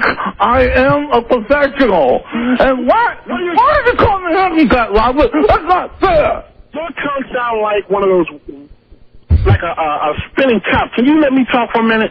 Mike, yes. What do you expect me to do? To turn over and tongue kiss you or something? See? What exactly do you expect me to do? I get to work into this. I have to go to normal work the next day. I'm real happy to have Robert come in and do his regular shtick. Okay? I went to wet for you guys, man. I saw guys having sex. He went to club. Robert went to a gay club. I remember that. He did. All right, well. You think that I really want to do this? All right, but Robert, hold on. Do you think that your safety, Robert, Robert, I know you don't want to do it, but let me ask you something, What do you mean my Robert. safety? What are you talking about? Testing. What's the difference? The difference is your mouth. Number one. No, I'll tell you the difference. F-U-F done. I would never come in there stinking. This is something I need to address for years now. Okay? Hold on. Are you alleging that you've never come in the studio with body odor? One time, but you guys going like I come in, just like I made the full power with Starberry. You going far too long when I make mistakes. If I come after work one day, in the hot sun, tan mail, getting chased by dogs and managers. You guys going like I smell like some homeless, Well, you did. And Robert, you know what? I can't hear the phone. The phone is not loud enough. Robert's cell phone. It's very hard to understand let me just put you on hold for a second. Dennis? Yeah. No, this guy we can hear without a telephone. Dennis, I realized the other day that I was teasing you and, saying you're not a chance. And I will be honest with you. I put Cheryl the Big Dyke in front of you just to disappoint you. That's fine, Mike. You probably want to look down a woman instead of a man. And I understood your side, so it did not offend me. Yeah, Mike, consider your options now. Just as you were talking to Robert, you were getting frustrated at talking to Robert. This is just... It's, pick your poison. Are you undecided? I picked my poison. I'm not making a secret of it. I think everybody knows what I'm going to do. I'm going to go with Robert, the mailman. I thought so. No, I'm not, Dennis. Dennis, you are my... Knight in shining. You're my third choice. So where is Robert then? Yeah, where's Robert? Robert, it's not a question of gross. It's a question of Robert. Robert will be doing that. Robert makes... is Robert in last place? What? Robert's not coming in here to get massaged. Robert's no, he's not. Do his regular but in this entire conversation... Robert would be last on my list. Robert is last. I got to bring him in on this. I don't get that. Robert? What do you mean you don't get that, Buzz? Robert, you know what it is? I'm used to being last. It's okay. What do you mean? Now, what does that mean, Robert? Last means served at your restaurant. That's right. Oh, now he's bringing out. No. Now he's bringing out the restaurant. Joe Ardinger's the last. You know what? Now he's Look Around Cafe. He did come to the grand opening. He did. And hold on, he did come to the grand opening of your restaurant, Mike. He did. And Robert, looking good in your Barry Sanders throwback jersey. No, I got the Purple People Eater. You got the... Well, you had the Barry Sanders jersey on that night, you dope. Yeah, but I had on the Purple People Eater when I had the birthday show. Yeah, that was the show. Oh, yeah. That was the thing. That's right there. That's the image I have in my mind. That's where you had the B.O. Nude massage. And Mike, I never had B.O., right? Yeah, right, Mike? Wait a minute. Hold on. Demo. Smell me. All you smell is my breath. Yeah, M.O. Yeah, hold on, Dennis. You have... God, Dennis, you have odor from every orifice. You have ear odor. You have... I bathe every day. You say every time I come in, I need some credit in the bank, and I think, frankly... There's no real way to solve this argument other than to massage both of them. You're kidding. No, I'm not kidding. You are kidding. No, I think I think Dennis will neutralize Robert, and Robert will neutralize Dennis. You, that would be brilliant. that is you are a statesman beyond belief. That is your choice. That's the way it's going to go. We all hail. That's the way it's going to go. Mike, I know comedy, and I believe that. Shut me up. That's it. I'm not laying next to Dennis. No, one at a time. We'll get. I think head to head. We'll get 2 tables. Yeah. To cheek. I don't know. Now the rule is, I only do this if we get 2 tables and they're both in here at the same time. I agree, and it's one break. You don't have to do one break with Robert and one break with Dennis. You can just... My feet really hurt, too, man. Spend your time with both of them. My feet really hurt. Well, I'm not going to spend that much time on your feet, Robert. Hey, let me just say... You know what I mean. Come on. Sweetie. Let me just say, oh, hail Mike. Yeah. No Mike kidding. O'Mara, not a welcher. Okay. Stand-up guy. Mike O'Mara, stand-up guy. Tom Gavin, not available. I have requirements. So Mike says Dennis and Robert. Yes. Now all right. Pushover. Go Both ahead. of them wear robes when they come in here. You got it. They wear robes, and when I begin this segment, okay, I leave the studio. When I come into the studio, they have the towels on them. They're in place. And they are covered. And they will be thrown out of the studio if there's any towel play whatsoever. Mike. No, Robert, you're out of here if you mess around with the towels. Mike, are we going to have towels on as you on the cardinal? Yes. Dennis. Okay. Yes, Jesus. Yes, you keep the towel over your ass, Dennis. Okay, that's fine. Robert, what were you saying, Robert? It's a tip. That's not my fault. What? You don't want him to repeat that. That's the... It's not my fault. Now, if that's the case, I just want to say there's going to be a hell of a attempt. That's going to be like a jack for a car because you will be on your stomach.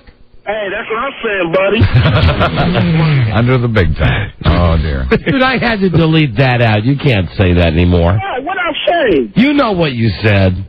And I would like both gentlemen, and I mean both, and I'm not making a comment about either one of them. Before you come in. I would like both of you to be suitably perfumed before you arrive. Perhaps a lunchtime shower? I got a request. What? Mike, will you take me to the Palm first? No. Shut up, Robert. Now listen, fellas, what day works for you guys, for both you? I'll do it tomorrow, baby. Tomorrow? My goodness. Good heavens. Let us check our schedule. Are you up for that tomorrow, Mike? Yeah, if they're both available. No,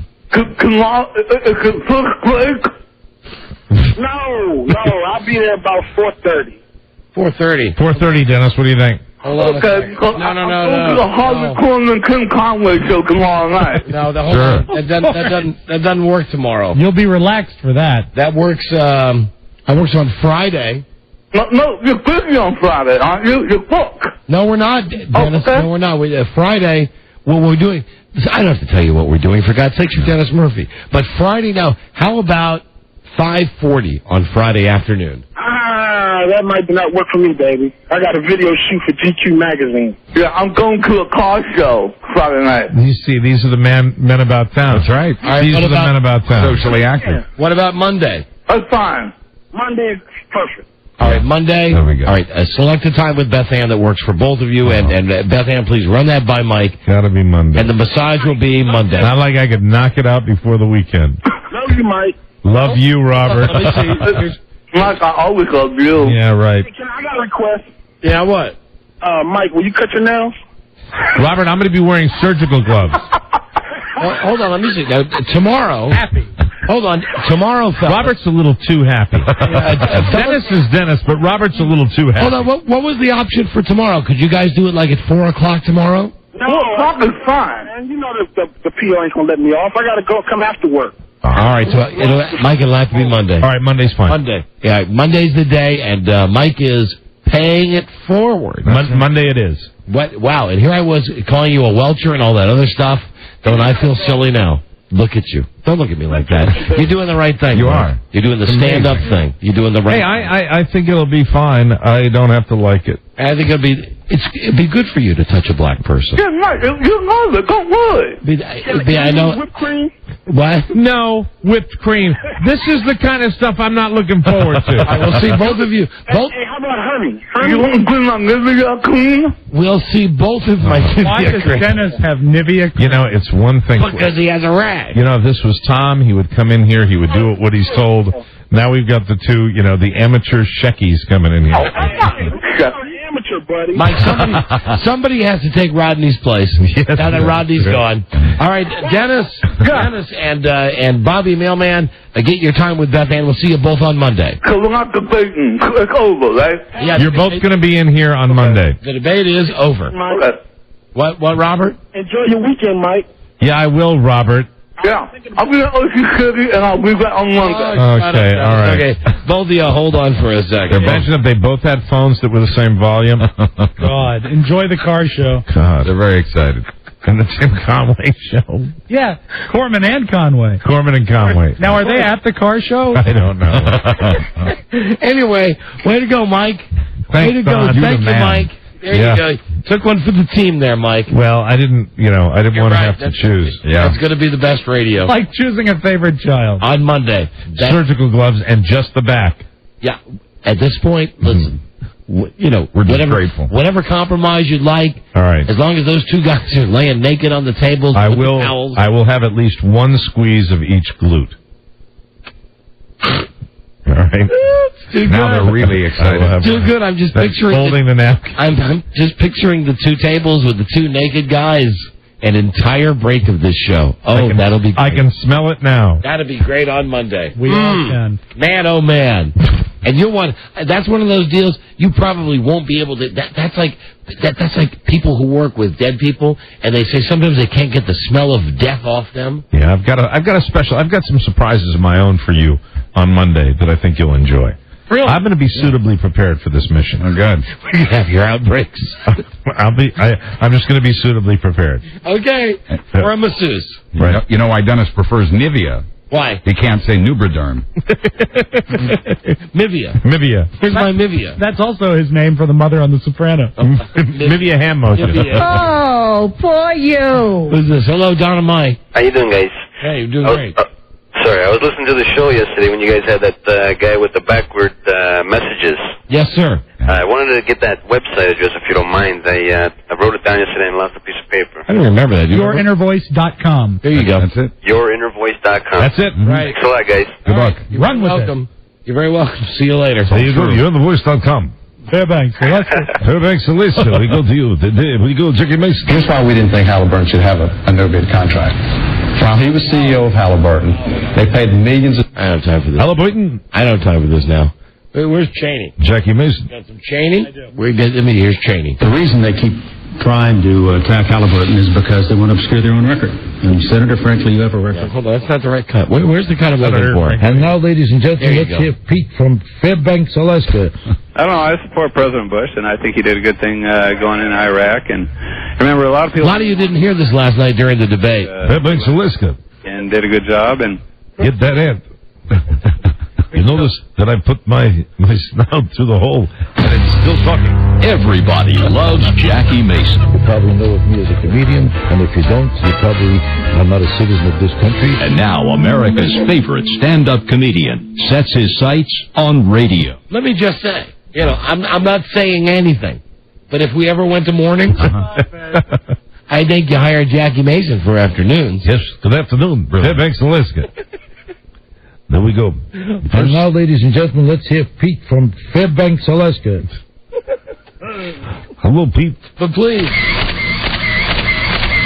no more questions about that. Fairbanks, Alaska. No more questions about that. And as we go to break, Rodney's dead.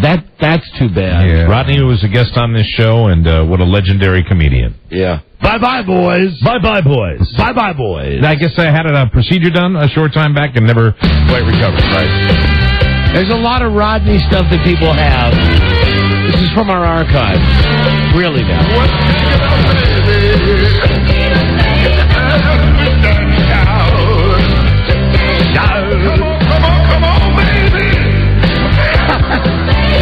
He was one guy. I remember when I was a kid, he'd be on Johnny Carson, and then he got cool, and then there was Back to School. Remember when we when we were doing the show, and we took the whole show and went to see Back to School? Oh, my God, yeah. Remember that? That was one of the first ones we did. He was great, Rodney Dangerfield. He's dead now. Yeah.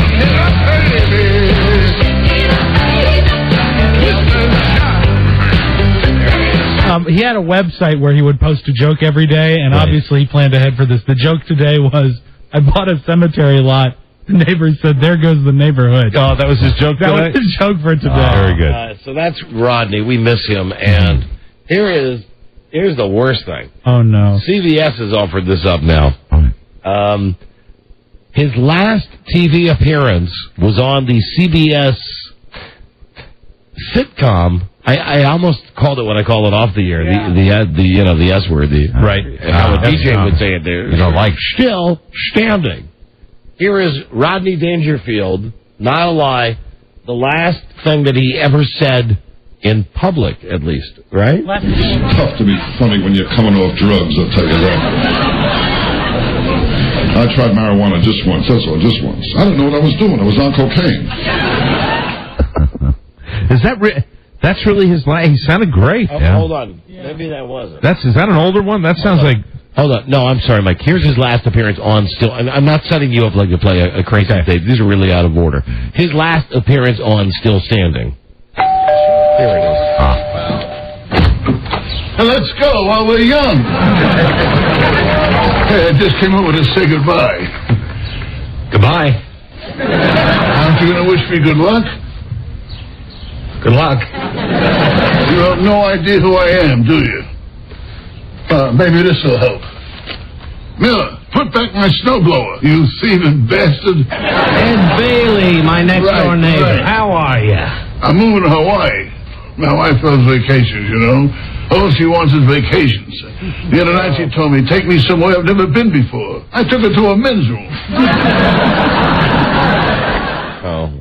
That's because that one before was Sharp Rodney. Right. And what else we got, Robbie? This is great. I'll tell you, my trouble, I got the wrong doctor. You know my doctor, Dr. Vinny Boombots. Vinny Boombots. You know, we'll play that coming out of the next, Excellent. break. Good. Vinny Boombots, that deserves a whole break. Yeah. And too bad for Rodney. That's the last thing. That was his last actual Hollywood appearance. Yeah, never completely recovered. On Still Standing. I'll tell you, my trouble, I got the wrong doctor. You know my doctor, Dr. Vinny Boombots. Oh, no, that's great. That's great. I don't get no respect from anyone. I bought some rat poison. The girl asked me, shall I wrap it up? I'm going to eat it here. How do you not like Rodney? You can't. Shut up. Nothing. I was poor, really poor. I was so poor, my rich aunt died, and Will, I owed her $20. I was poor. I still laugh out loud at Rodney Dangerfield. That's good. He's dead. Ben Affleck is alive. Yes, is there no justice in the world? No. We'll be right back. This is the Don and Mike Show. I'll tell you, my trouble, I got the wrong doctor. You know my doctor, Dr. Vinny Boombots. That's my doctor. You know that doctor? Well, that doctor forgot a wheel. I saw him last week. I told him, Doc, every day I wake up, I look in the mirror, I want to throw up. What's wrong with me? He said, I don't know, but your eyesight is perfect. Once I called him, I swallowed a bottle of sleeping pills. He told me to have a few drinks and get some rest. Well, he's a strange doctor, you know. No matter where it hurts you, he wants to kiss it, make it better. Well, after he checked me for a hernia, I had to change my phone number. He didn't help me lose weight either. He told me to run 5 miles a day for 2 weeks. I called him up. I said, Doc, I'm 70 miles from my house. This table can't multiply either. You got to multiply over here, okay? My dentist, too, that's another one. I told him my teeth were all getting yellow. He told me to wear a brown necktie. I'll tell you, I never had any luck with doctors. I found out my proctologist, he used to work for Roto-Rooter. I wish everyone knew what a proctologist was. Be a hell of a joke, you know? You never heard of Roto-Rooter, right? I'll tell you, last week was a rough week. My psychiatrist told me I'm going crazy. I said to him, if you don't mind, I'd like a second opinion. He said, all right, you're ugly, too. He told me to lay in the couch face down. You kid, I know I'm ugly. I stuck my head out the window, got arrested for mooning. I was an ugly kid, too. I worked at a pet store. People kept asking how big I'd get. One year they tried to make me a poster boy for birth control. What a childhood I had. My mother never breastfed me. She told me she liked me as a friend. The Don and Mike Show. Words are hard for them. Don and Mike. Yeah, here he is. Yeah. I like how big I'd get. At the pet store. That's it. You know, the nice thing about Rodney, you always have one that you haven't heard. So he was, whatever he was, 82. Real name? Jacob Cohen. Jacob Cohen, and he will be missed. For Rodney Dangerfield. Yeah, you're goddamn right about that. Now, I got a stack of stuff here. All of it out of order. I got too many papers. I read too much stuff. Turn off the Lenny Kravitz, please. Thank you. I say that even though I'm the one that turns off the Lenny Kravitz. Now you don't need to you know, I like the illusion. You take away the illusion when you do that. But you create the illusion that we've got like this staff of people that are pushing buttons. Sometimes I must say that to remind myself. Sorry, Rob. Thank you.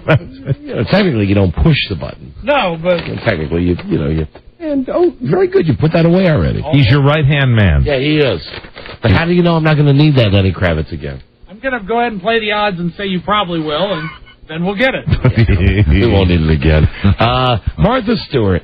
Buzz had this on his news and comment that she's going to be going to jail. Yeah. In West Virginia. And she's still all over the ads. She's still on the advertisements. Now, you might want to know, when she reports to prison, one of the first things that she will have to do is be strip searched. This happens. Chuckle. This happens to all of the inmates. A good thing.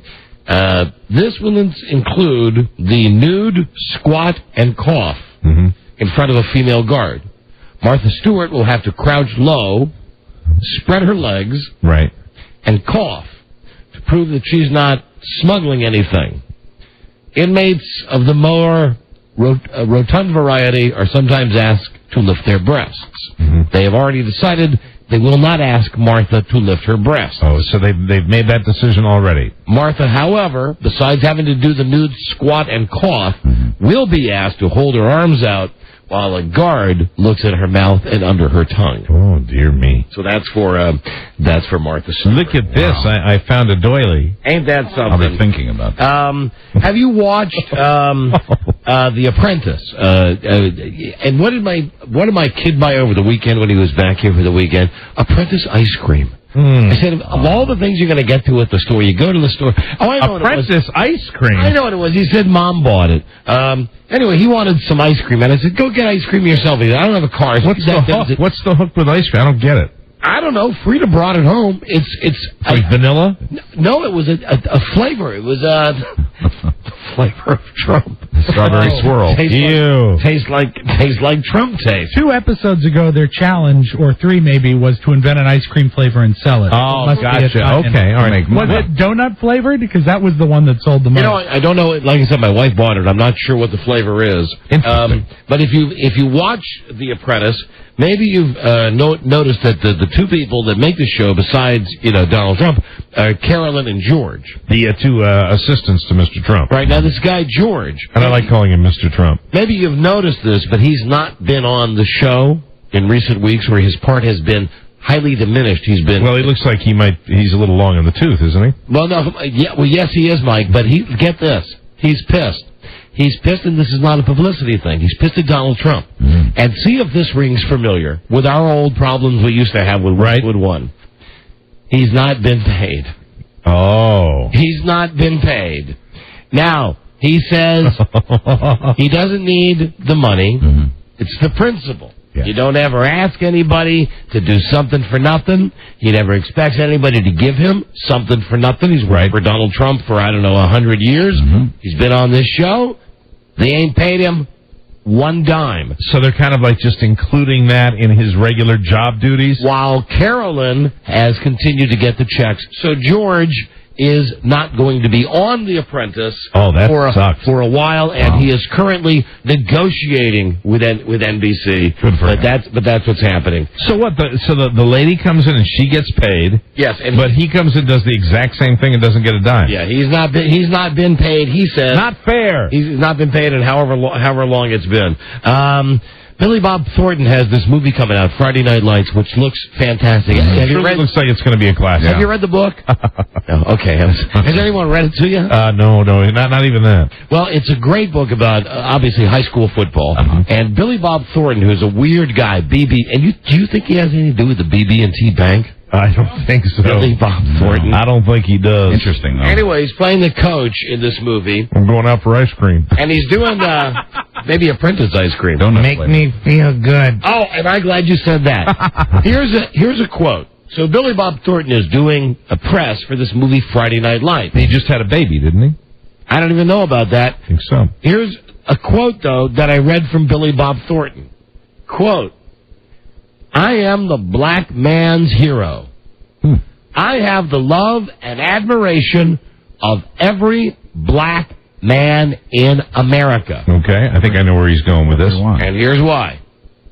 Since Monsters Ball, I'm every black guy in America's hero. You know what I mean? I can't go through the airport without at least one brother saying, Billy Bob, you the man. And remember, wasn't there speculation that scene that they did was real? Was pretty real? It looked pretty real to me. It made me feel good. Hello there, Billy Bobs. Make me feel good. My name Your Majesty. Your Majesty Jackson.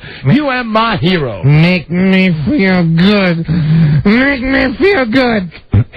Hold on, I've got from yesterday. I've got the names. Here's where I got Your Majesty from. Your Royal Majesty. Let me see. CBS is interviewing Michael Jackson's nieces and nephews.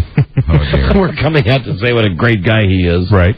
Let me see. You have Jafar, Randy, Dante, Genevieve, and Your Majesty. Your Majesty. Spelled JerMajesty.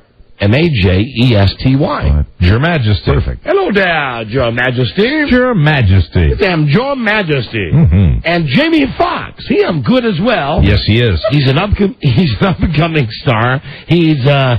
I think he's almost worked his way into Denzel territory, meaning great actor, blacks like him, and non-threatening to us whites. I think that he looks phenomenal in the trailers that I've seen for the Ray Charles movie. Isn't his name short for J Majesty? J Majesty. Listen to this, though, about Jamie Foxx. I began to like this guy in Any Given Sunday. Mm-hmm. And he was good in the movie with Tom Cruise, and now he's like I say, he's working his way up. White people aren't afraid of him, so we're going to let him be a movie star. For the movie Ray, about Ray Charles, I've heard about stars doing stuff like where they lose weight or gain weight. Right. Mm-hmm. He had his eyes glued shut. Oh, my God. I mean, seriously, they took glue and glued his eyes shut. Wow.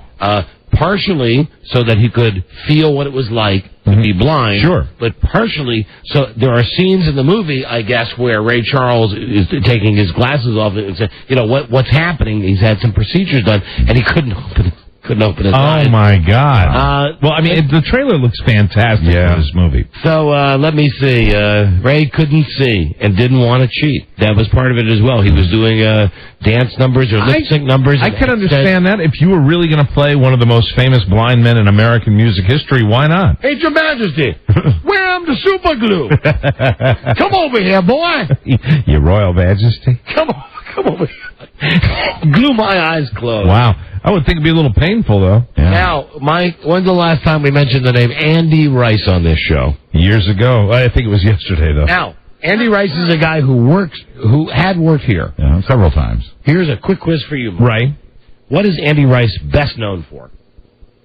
I have one particular thing that I can't really say in our new format. But he's known for sitting down.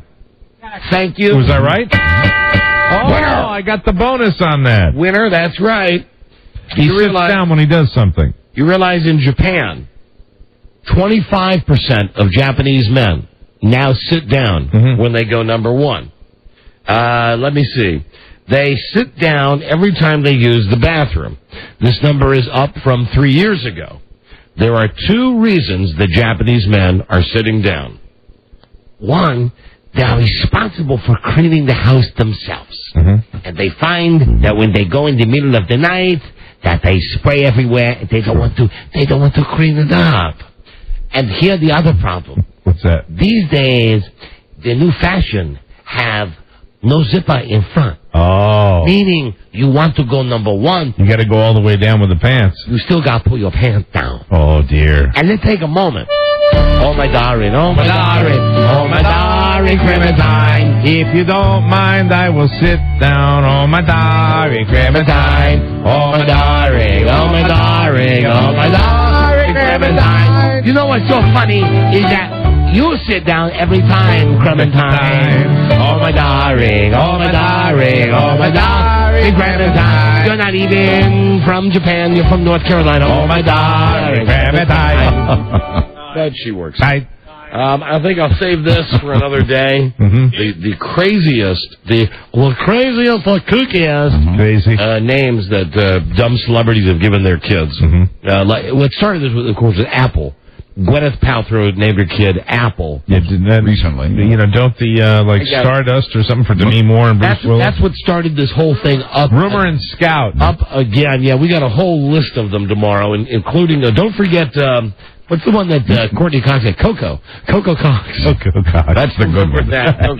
Coco Cox. And then, God, so many great feel-goods. Too many. Now, are these going to be as disturbing as yesterday's? Yesterday was those feel goods. Yesterday is pretty good. Man, I tell you, we're going to grab our collars again. Yee. All right. Well, first, no, you'll like this. This was on the local news here in D.C. a couple of days ago. It's just hit the wire. When we had all of the hurricanes that were coming up the East Coast from Florida, here in D.C. a couple of weeks ago, we had a day where they had a tornado event or whatever they call it, where like 12 real tornadoes stopped down in the D.C. metro area. That never happens here. Right. In one of these areas, there was a block where 4 or 5 houses were demolished. Right. As they were going through, the rescue workers were going through looking for survivors. They happened upon the house of, and this was in Fredneck, Maryland, Mike, the guy named Robert L. Medvey. Well, they pulled up to help him with repairs because his house had been blown apart. Mm-hmm. They didn't realize when they started to help him. Now these are cops and firemen. Right. The guy had some kiddie porn. Right. The guy didn't have like a little kiddie porn on his computer or 1 or 2 tapes underneath a desk. He had rooms of kiddie porn. And the problem is that the winds had blown down the walls. Oh my God. The cops eventually had to bring in a dump truck to fill it up with all of the kiddie porn that this guy had in his house. And the only reason he got busted was because the winds came, blew his house apart. The cops are there, the rescue workers. Had a dump truck full of it? That's what it says. That's gross. Workers were helping Robert with repairs. They discovered his cachet of child porn enough that it took a dump truck to haul it away. Wow. Hey, can you come on over here and help me? Now, this one? I got to pick up my kiddie porn. Stop me if you heard this one. Maybe, I don't mean this is a joke. This is a couple days old. There's a guy in Romania. He's 67. He has double vision. Ooh, double vision. He's drunk. And there's a chicken in his backyard that's making a lot of noise. So he gets out of bed. Are there 1 or 2 of them? Just 1. Hey, but he sees 2. Just gets out of There's the chicken in the backyard. There's the chicken. Okay, so the guy's got bad vision to begin with. Right. He doesn't have his glasses on, and he's been drinking. He goes out in the backyard to kill the chicken. Right. Which is keeping him awake. How's he going to kill it? With a knife. Ooh. Guess what he cuts off? What? His penis. And then what happens to his penis? And this is where it sounds like, this is why I've not relayed the story, because it sounds like...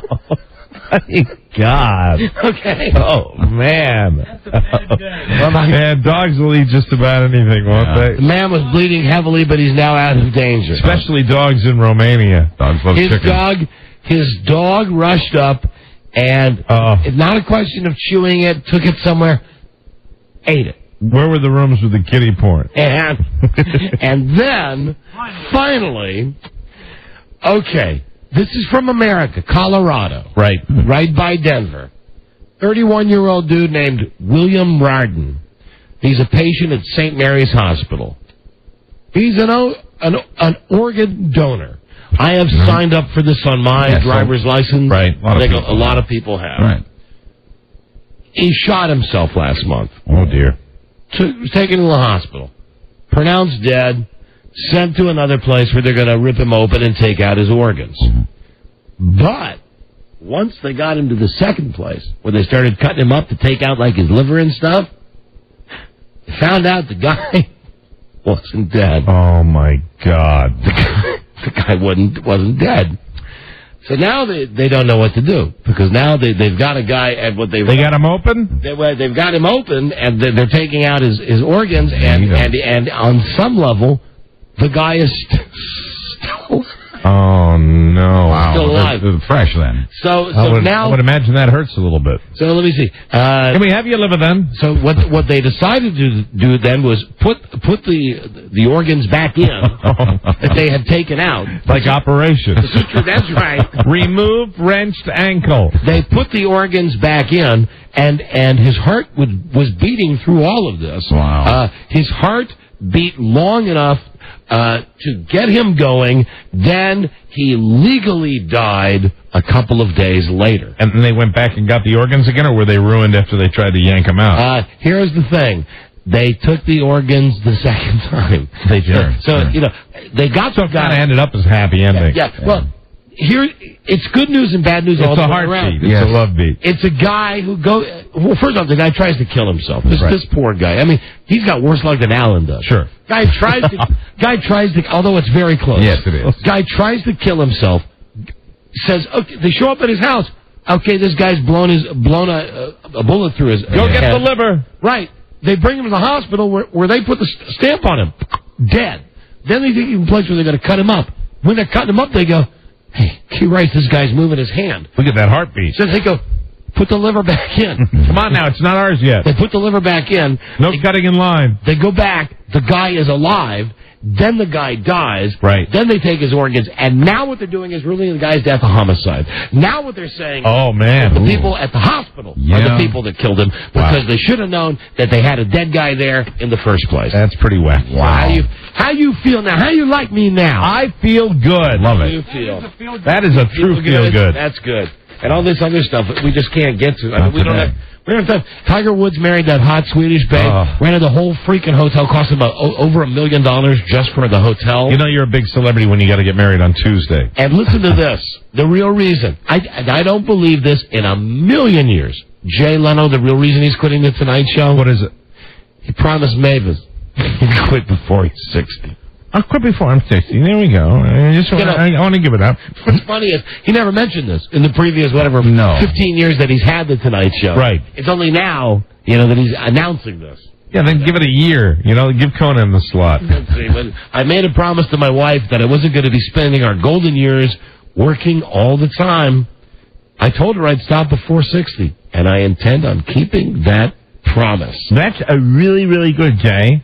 I thought I'd stop before I turned 60. How old is he now? He's 55. 55 years old. 54, something like that. And here's a quote from him. This one will make you sick. Let me see. All the money I make is worthless if I don't have time to enjoy it with my loved ones. This is Jay Leno. Meaning his cars. This is Jay Leno. I have money. This is not a ploy to squeeze money from the network. Trust me, I have money. I have so much money. I have plenty of money. I have so much money. The sad thing, this is we're supposed to feel bad for him. Okay. The sad thing is, it's time that I don't have enough of. Oh, please. Pound sand, Jay Leno. Leave tomorrow. Really? Yeah, please leave tomorrow. If you're that, Right. I want to say this to all of these people that are quitting their jobs now and deciding that they're going to be leaving. If you're going to be leaving whenever you're going to be leaving, leave now. Right. Someone else is waiting to take your job. That's right. You think that after Jay's been hanging around the house about 3 weeks, Mavis is going to be harvesting some organs? Yeah, absolutely. I mean, she's going to want to kill him. And they'll rule it a homicide. I think so. Hold on. What is this? We got to break. Oh, Joe Movie's coming up. Mike, something about Billy Bob Thornton, BBT. Don and Mike show. Hello. Hey, radio guys. How's it going? You're doing great. Was watching Daily Show last night. Billy Bob Thornton was on it, and he looked like a white version of Nelly because he had a do-rag on with a hat on backwards. So totally. What's he trying to do? People love him kind of look. Billy Bob. Yeah. The hero to all black men, he says. He did a wonderful little monologue. Not a monologue, but when he was paneling on The Tonight Show, he was talking about how overrated Shakespeare was. Yes. And I mean, really, I'm not a big fan of Shakespeare myself for reading, but my jaw was dropped. He says, who wants to see Hamlet? Shakespeare's overrated. Macbeth. Yes. Okay, Bad Santa. Now, that's good. It makes a lot of sense. And Bad Santa. You know what I liked about Bad Santa? Everything except the goddamn happy ending. Yeah. That's what I liked about Bad Santa was everything until at the very end somebody said... You like that scene when he's in the cafeteria on his lunch break? Wasn't that the best? When he's having his salad? Yeah. When he's and the lettuce falls out of his mouth. Can't you see I'm having a goddamn meal? A little more than that. Yeah. I'm on my blanket break. Right. Listen, Joe Ardinger. Yay. Joe's Movies. Yay. Joe. We got a movie from Joe's Movies House. Joe's Movie House. Joe's Movie Hut. We'll be right back. This is the Don and Mike Show. I want to know, instead of getting mad at the way his team played, why did, during the press conference, why did it appear that Mike was holding back, trying not to cry like the baby that he is? Well, Neil, I tell you, what you are, I can't say on the air. But I tell you what, I'm 53 years old, and my office is at 250 North Washington. Anytime you want to meet me there, you call me back on the air. You tell me what time and when, and I'll whip your ass. You got that, big boy? It's easy to hide behind a microphone, son. Let's get your face out in public and let's live where people have to see you every day, and we'll see who the gutless wonder is. The Don and Mike Show. There you go, the best. It's my man. Trying desperately to give the human spirit some credit. Right. Don Geronimo and Mike O'Mara. Oh, hi there. Oh, hi there, John Kerry. Here we go, the station break every day in Salt Lake City. KALL, Spokane, Washington, KFAN, KJRB. Very late at night in Dallas, live 105.3. And how about Charleston, South Carolina, WQSC. Wonderful. All stations carrying this show in its current time slot. Thank you so much. No, we will not be having any comment on that. No question. 15 months is a long time. It is indeed. Long time. It's been such a long time. I know this. If I had me another job somewhere, I had a signed paper, I'd be doing everything I can to get my ass out of the place that I was at right at that moment. You'd go. That's for sure. Listen, tomorrow on the show, he's going to be moderating the most important presidential debate, the last one. Right. Bob Schieffer. Bob Schieffer, and that's an amazing poll for us. That's really terrific. Sure is. What the hell are we going to do with Bob Schieffer? Talk about the debate. I know, but it's funny that it's Bob Schieffer on this show. I think really one of the things, I know he's done them before, right? Has he moderated debates before? I think he may have. So. And my question would be, I mean, really, what do you have to do? Because it seems to me to be a tough gig. And last night, the lady, Gwen Eiffel, went back to John Edwards. Boy, she had the man hands, too. Yes, she did. She had the big, gigantic hands. And she went back to him when he had already done his 30 seconds, gave him an extra, and got everybody confused. Schieffer did the same mistake at the Wilson debate. So it's Schieffer tomorrow, and then Friday, Mike Melville, the guy that piloted Spaceship One, the first one that went into space, the one that rolled 30 times as it broke the Earth's atmosphere. The one that I believe they told him to shut the engine off because they were worried he was going to break up. So that's coming up both on tomorrow and Friday's show. Joining us now is the world's oldest phone screener, Joe Ardinger. Joe, you're here. Oh, hi, Joe. Oh, I just lost your music because I pressed the one thing. All right, Hollywood. Joe has a collection of the child pornography. No. But a tornado blew down his house. Joe, exactly what is it that we'll be watching today on Joe's Movie Hut, and what is the year? I double-checked. I believe it's 1968. It's a California Highway Patrol training video called Sudden Birth, and you're going to want to pay attention in case Michelle has to come back to work without having yet had the baby. All right. Oh, really? This is fantastic. Helpful tips. Look, it's Joan! Hey, J-Law! Lotta! Joan, just a moment, if you'd step up to the microphone. Everybody knows Joan Lotta. She loves to be on the air. Joan, how's it going with the cheese? Oh, it's going great. Have you finished or given away the mozzarella balls yet? The neighbors are hiding when I come door to door now. We gave Joan 30 pounds of cheese. The average American eats 30 pounds of cheese in a year. I sure like those mozzarella balls. He's hinting. I really did. Just wondered if you have any left over. No, I don't. I'm sorry. Oh, you don't? See, those are the popular ones. Sure. Well, I don't want that brie. I've got a nice big Jarlsberg at home. Jarlsberg. I'll pass on that one. The Jarlsberg. So you're still enjoying the 30 pounds of cheese? Absolutely. Thank you, J-Law. Thanks, J-Law. Right, there goes Joan Lotta. Goodbye. J-Law! Hey, Lotta! J-Law! J-Law! She loves that. We love screaming her name. Oh, wow. We love screaming Lowered the lights for the film. Fantastic. Yes, we have. Sudden Birth. And here is... What a great name. I turn that on, Robbie, and let's roll this. Sudden Birth, 1966, it says, Joe. It has very bad acting because it was filmed with real cops. For Berkeley Street, is usually not too busy. About 8.5 minutes. Oh, this is chopped up. I'd never forget. I'd been a police officer for just a little more than a year. That's me in the middle, Bob North. And Officer Mike Wilson. All right, let's go to work. Let's go work. Let me ask you, Joe, what's the I get when we've watched your movies about girls becoming women and teenagers and sex and drugs. What's the angle on this, which looks like a basic recruiting film to join the cops? It's not a recruiting film. It's what to do in the event of an emergency on the road involving a pregnant woman. So if the woman, if the woman goes into labor. Oh, I got it. See, I thought for some reason I was operating under the thought that this was like a training film, but it is a training film for the cops, right? To teach the cops. It is. But the hilarity of it is the bad acting until you get about 8.5 minutes into it.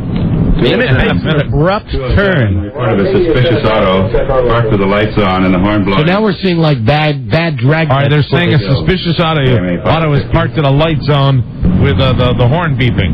207. Go ahead. And all these guys look like one Adam 12. Further information on that suspicious auto. Go ahead, 16. This is the worst chopped up movie I've ever seen. Oh, it is old. Jim, do we have anything else on that suspicious auto at Park Hills and Shasta? Negative. And you can tell that the officers are quite enthusiastic. Yeah, something tells me these are not actors portraying cops. These are real cops. Yeah.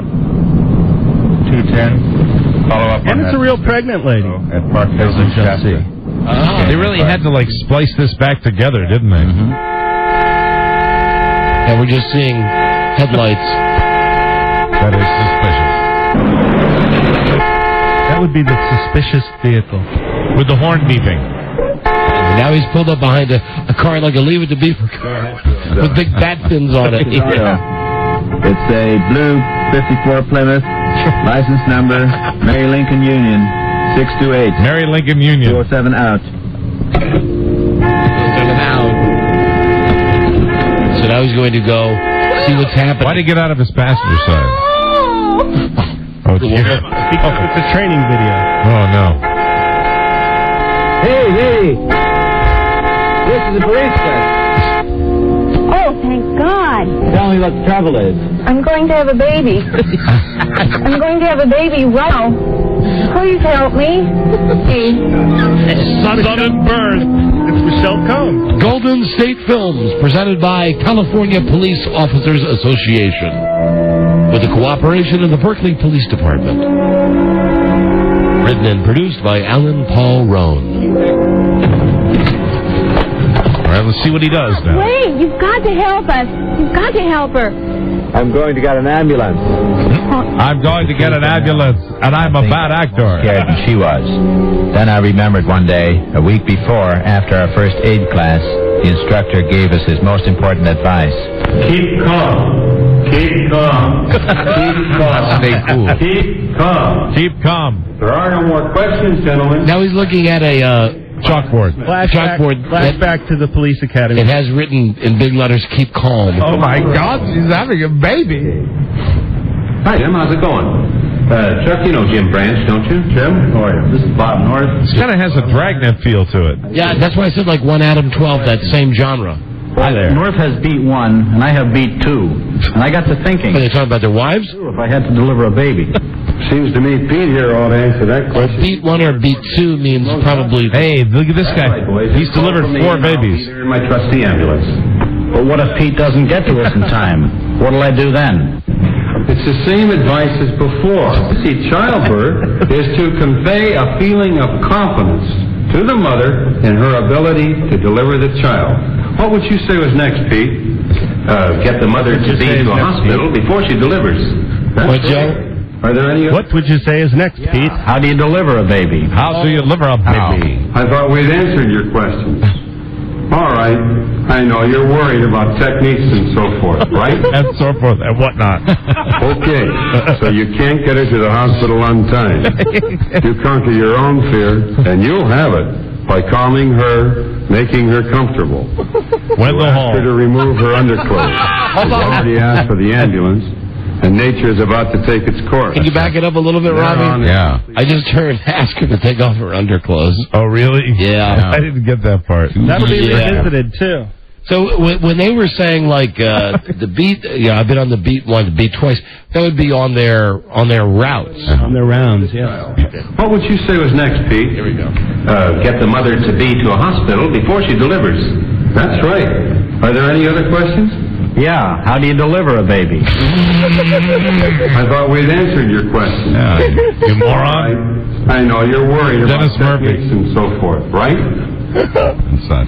Okay, so you can't get her to the hospital on time. Here we go. You conquer your own fear, and you'll have it by calming her, making her comfortable. You ask her to remove her underclothes.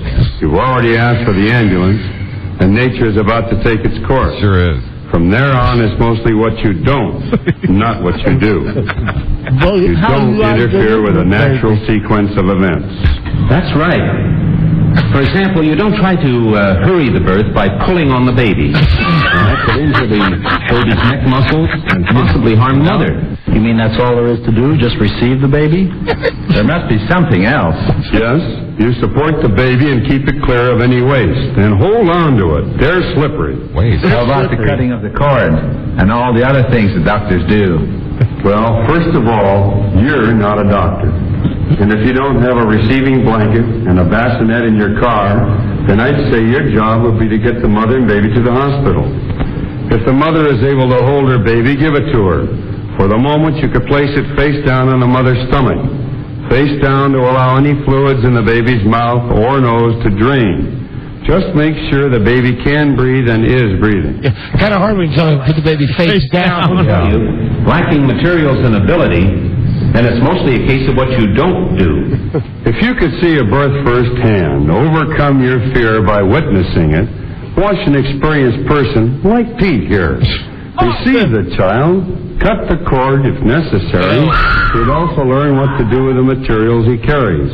But lacking that opportunity, this is the worst actor of the whole you thing. simply receive the baby. Any other questions? You just received Yeah, I've got a lot of questions, but as you said, we're not doctors. Hey, we better be going. Yeah, I gotta get going too, Chuck. I'll see you later. Remember, keep calm. Remembering all this was a big help.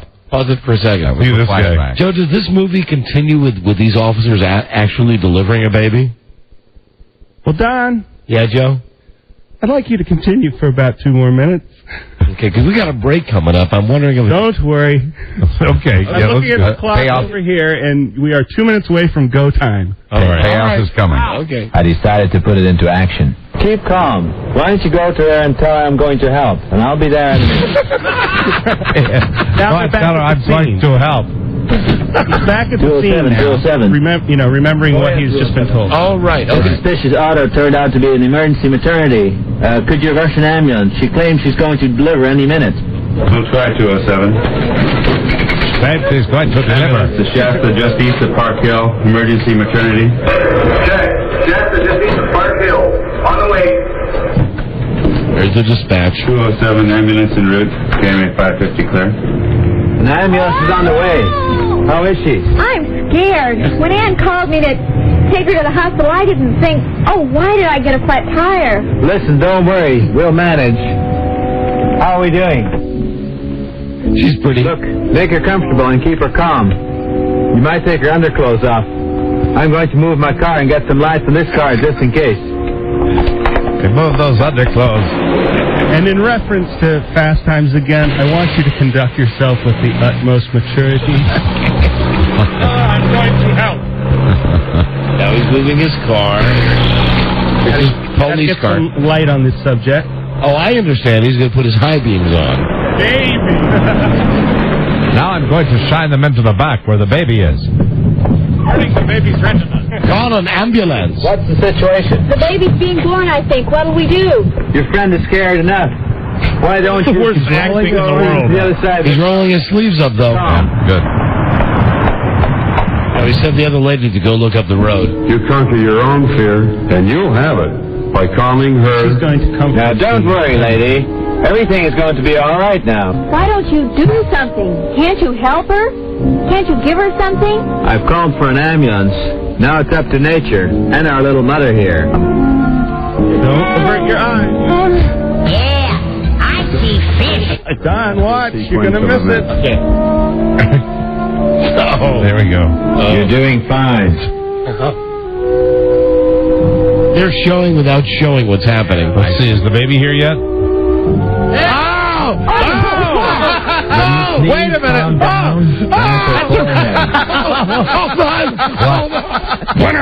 Hold on. That's a real birth. Wait a minute. They staged a real birth? That's not a staging. Wow. Hold on. I'm totally shocked. How did they find I'm totally a woman? shocked. How did they find a woman in 1966 willing to be in a police how-to video? I told you, it will fascinate. Oh, my And now, God. we don't do the show that we used to. No. However, let me say this. Yeah, there's nothing left to the imagination. As the woman is in the back of the police car, spread in the position to give birth. Right. We think that they're just going to be, all of a sudden there's going to be a baby doll there. Yes, her water breaks, and it's like somebody throws a bucket of water in the cop's face. I am and so then you shocked. see the baby come out. Back it up. This is a real training video. They wanted to show him what exactly it looks like. Go back. What was that? Will you please? There you are. Oh, don't freeze it there. Back it up a little bit. needs to see. Hi, Buzz. Welcome over. Now, back it up. Oh, my God. And let's see the whole thing, including with the water. Including the water. Oh, the water. Okay. I can't believe it. I'm shocked. Okay, roll it. That's quite a surprise. Here comes the water. Watch out. What was that? Will you please calm down? Wipe her forehead. Wipe her forehead. 1966. Oh my God. Look at this cop. And she's This is a real... I can't even begin to... Baby's head is coming. Am I the only one who's turned on? Oh, stop it, Rob. No. He's actually pulling You the don't baby. try to hurry the birth by pulling on the baby. It's a nice natural purple color on that baby's head. That's normal. Relax. I know, but it flips me out when I see it. I can't believe it. You support the baby and keep it clear of Here any he comes. waves. And hold on to it. They're slippery. There's slippery. Oh, this is gross. This is gross. Now, you would expect hospital workers to be in the ambulance, but look. Ambulance. I like the way you said ambulance, Joe. Now an ambulance is there. Thank God. The man with the world's shortest tie. Everything is going okay. Meanwhile, we're still getting a porn show over here with this woman in the back seat who just gave birth. So this... It's a boy, Ann. No ad. Just take it easy, Bob. You're doing a good job. Wow. The show I got so many questions. I can't believe they... Me either. Here, use this to clean the baby's mouth out. What is that? Looks like Elmer's glue. No, it's one of those... I know, it's one of those little things. Keep at it, Bob. Keep at it. Now put him face down in her stomach. My mouth is agape, and I can't believe in 1960 whatever they would actually do this. I mean, we're seeing full But this, frontal. you know what this is? This is a real training video. Some might say an erotic film. Now he's still working on the cord. Don't worry, that'll be taken care of. Oh, really? Joe, you really picked a good one today. Joe, I mean to tell you've outdone yourself. You surprised us. Don't pull on the cord. Just let the afterbirth take its course. Here's where a basin would be helpful. It helps catch any waste.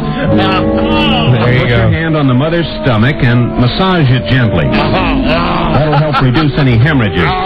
Although usually under these conditions, they seldom have such problems. Okay, that ought to do it.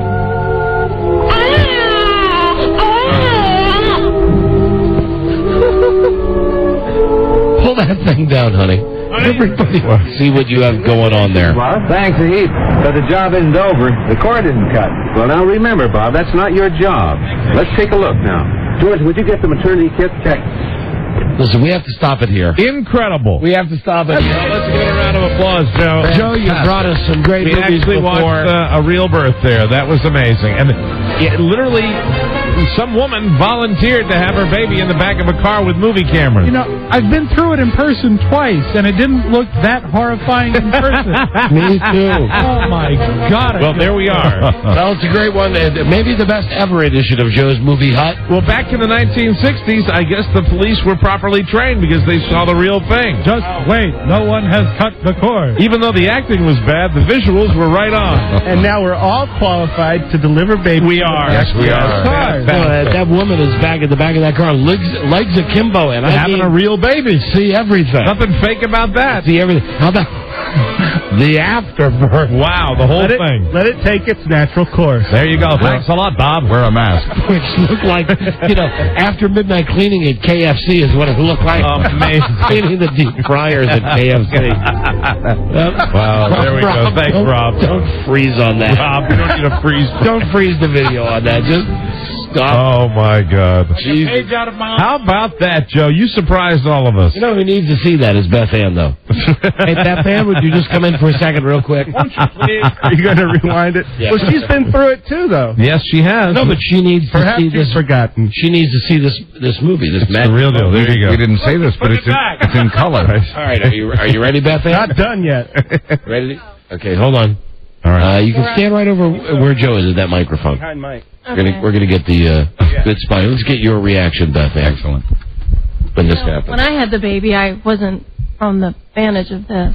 Okay, now here you go. Roll it, Robbie. You're doing fine. Now watch this water break. Remember, it doesn't look like this guy gets hit in the face with a bucket of water. What was that? Will you please calm down? Wipe Now her watch. forehead. Watch, Beth Ann. Wipe her forehead. Wipe his forehead. How did he time that? And he's got his hand on it. The baby. Don't pull it. Ralph. Baby's head is coming. Like Ernie How did they Star. time it? That's what I'm saying. How did they do that? You don't try to hurry the birth by pulling on the baby. Can we just go back real fast to the water breaking? Oh, God. Jeez. Just one more time, Mike. There's the Christmas card. Oh, God. Don's favorite part. Oh, come on. Got the other one. And here we go. What was that? Will you please calm down? Will all of you please calm down? I ask you. Will you all please calm down? Have you ever seen Anything is Great? Oh, There you man. go. Joe's Movie Hut for today for Joe, you've outdone yourself. I thought October. I'm not swinging. Bravo. Bravo, Joe. Thank you, Jordan. We got to break, everybody. We'll be right back. Oh, no time for that. We'll do this instead. This is the Don and Mike Show. Listen, my friend, I am a supporter of the gay community. I wore a red ribbon to the Emmys. I have been to several Elton John concerts. What does that mean? Elton John is a gay. The Don and Mike Show. Possibly crooked. The Don and Mike Show. Possibly. Not a chance. Guarantee it. We're as crooked as the day is long. Hello, Don and Mike Show. Yeah, would that last segment be qualified as kiddie porn? Oh, stop that. An instructional video. Only in your mind. Here. You need to have your house hit by a tornado. It was a kitty. Kiddie. Yes, KIDD. Yes, and you could have looked at it as pornography if you chose to. Mike? Yes, Don. It's very rare now that on a Wednesday we go to McNewspaper. Mm-hmm. McUSA Today. All right. Yes. But today, Craig Wilson, now he's not gone over the top on us, right, so to speak, in this column. However, please listen. Today's offering. You can read along if you're one of the saps that buys USA Today. And really, I don't know who buys the paper besides disc jockeys and people in airports. But that's it. And it's, I tell you what, it's 75 cents. You'll never get back. So why buy the paper? Why not just listen when we have something to read to you out of USA Today? The columnist, Craig Wilson. The background is this. We used to read his columns every single week on the air. We did. We were relentless. We used to do it off the air because it was fun, and then we decided to do it on the air. And even when he would write a column that wasn't really gay, we'd read it anyway, just to get a rise out of him. Absolutely. And finally, one day he wrote a column, and he indicated that he has gotten some feedback that we read his columns on the air. So now we wait just for good ones. Special ones. Like today. Now from the USA Today, final word by Craig Wilson. Call me an expert at bow ties, not scarves. If a magazine comes out with the top 100 hotels in the world, I always read it, just to see if I've been to any of them. And last year I wrote about a book that included 1,000 places you must visit before you die. I was relieved to discover that I had been to a good number of them, leaving me to die in relative peace. But now there's a new book out, The Expert Guide to 100 Things Everyone Should Know How to Do. Samantha Edith says she came up with the idea to solve what she calls her personal knowledge gap. The black hole of skills I somehow never acquired on my way to adulthood. I suspect the creator of this book, like me, just likes to see where she fits into the scheme of things. How far ahead or how far behind we may be in the great game of life. I'm happy to report that of the 100 things I should know how to do, I can already do 88 of them. Some quite well, I might add. I don't need Mayor Masiello of Buffalo, for instance, telling me how to shovel snow, nor do I need CNN's Tucker Carlson telling me how to tie a bow tie. I also don't need Frederick Fakai's tricks for washing hair, or Howie Mandel's tips on how to tell a joke. Remembering a joke is a different matter, but I can tell a joke once I remember it. As for the other 12, I'll confess I'm a failure. The good thing about being of a certain age is that you no longer feel as if you have to know it all. So, here's my confessional. 12 things I've never learned to do. I'm rather proud of them. Apply lipstick. I know some of you are shocked. Yes. That's for you. Which is funny by you win. Apply lipstick. I know some of you are shocked, but I don't have a clue. Never even had the urge. Shocker. Deliver bad news. I am not the one to send to tell someone his house is just burned down. I'd be just as likely to say, "You're moving," and then invite them in for a celebratory drink.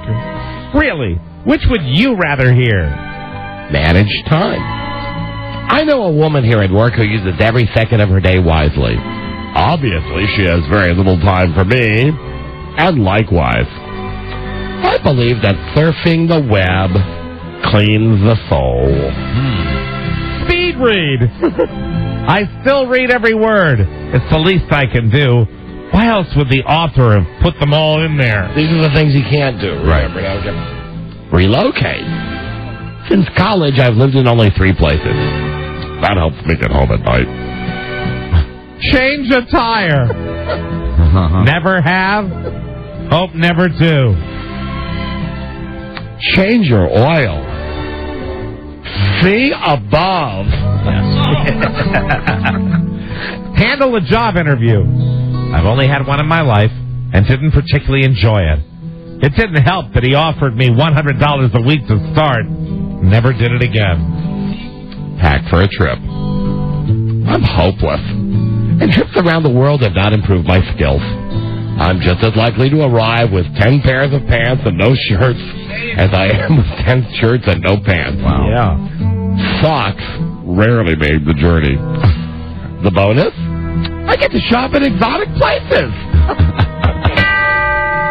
Another good one. Swing a golf club. I already have an addictive personality. No sense adding golf to my troubles. Remember names. There are days I'm glad I have a company ID. No name game can help me remember someone's name. Ever. Tie a scarf. See lipstick above. The Final Word by Craig Wilson. Yeah. Wow. Oh, my God. Sometimes it's like he's laying like a snake in the grass, pun intended. And that's his number one. His number one is apply lipstick. You know, why is that on the man's mind? We seem to know the guy pretty well. Don't you get the impression that he's taking vacations where he wouldn't need pants? Don't you read this?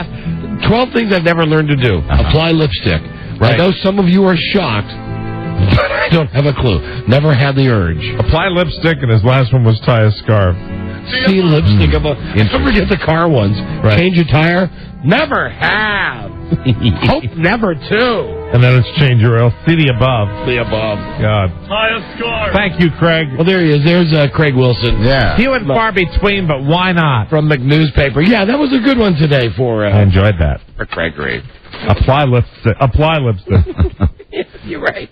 I mean, just for my money, you know, if you're a guy writing a column, you put on lipstick. Apply lipstick and eyeliner. What guy knows? I mean, yeah, you're right, Mike. Hello, Don and Mike show. Hello. What's up, my brother? How you doing? Hey, we're doing great. Hey, man, a couple things. Any black man, self-respecting black man, besides Condoleezza Bush, okay? I mean, first of all... Hey, hold on, you're going off on a political thing here. I thought you were calling about Craig Wilson. Can I ask you a question? It's okay with me. Craig Wilson is gay. Can I ask you a question? Okay, yes, sir. Do you know how to apply lipstick? I don't like white people. No, I don't like white people. No, I didn't ask that question. All right. Do you know how to apply lipstick? Yes. Do you know how to tie a scarf? Yes. Incidentally, I don't know if this makes me a gay. I think I know how to apply lipstick. Well, sure. I've seen enough women do it. Don't you do that thing where you run it over the top, then over the bottom, then you smack your lips together? Who's throwing the celebrity death list? Is that how you do it, Rob? Yeah. Well, what are you still talking about? Who's throwing the celebrity death list? You have that girl from Psycho. No, you're right. You have Janet Leigh. I think Janet Leigh and Rodney Dangerfield. They do count. So there will be a third. Will be next. There will be a third. Do you count Joyce Jilson, the astrologer? No. Get out of here. No, and hold on. I was looking for that. I wasn't looking for the Beth Ann song. I liked the music. I know. You'd like it if Beth Ann was the next to die. Hey! Oh! That's a horrible thing to say. That is a horrible thing to say. Well, that's just a general woman-hating comment. That's true. This is true. Excuse me, She knows how to tie a scarf, though. Robbie misogyny. Robbie misogyny. It's time to thin the herd by one. There you go. Buzz! Yes. Howdy, Buzz. Hi. Here we go. Listen, when Rich Eisen is on the show Friday for the NFL picks, which is sponsored by Tower Records, Tower.com. That one is a bigger selection. The movies and the music that you loved in Tower. And pleased to be watching Rich Eisen's show, NFL Total Access, on weeknights at 7 and 10 on the NFL Network. And you can link there at NFL.com.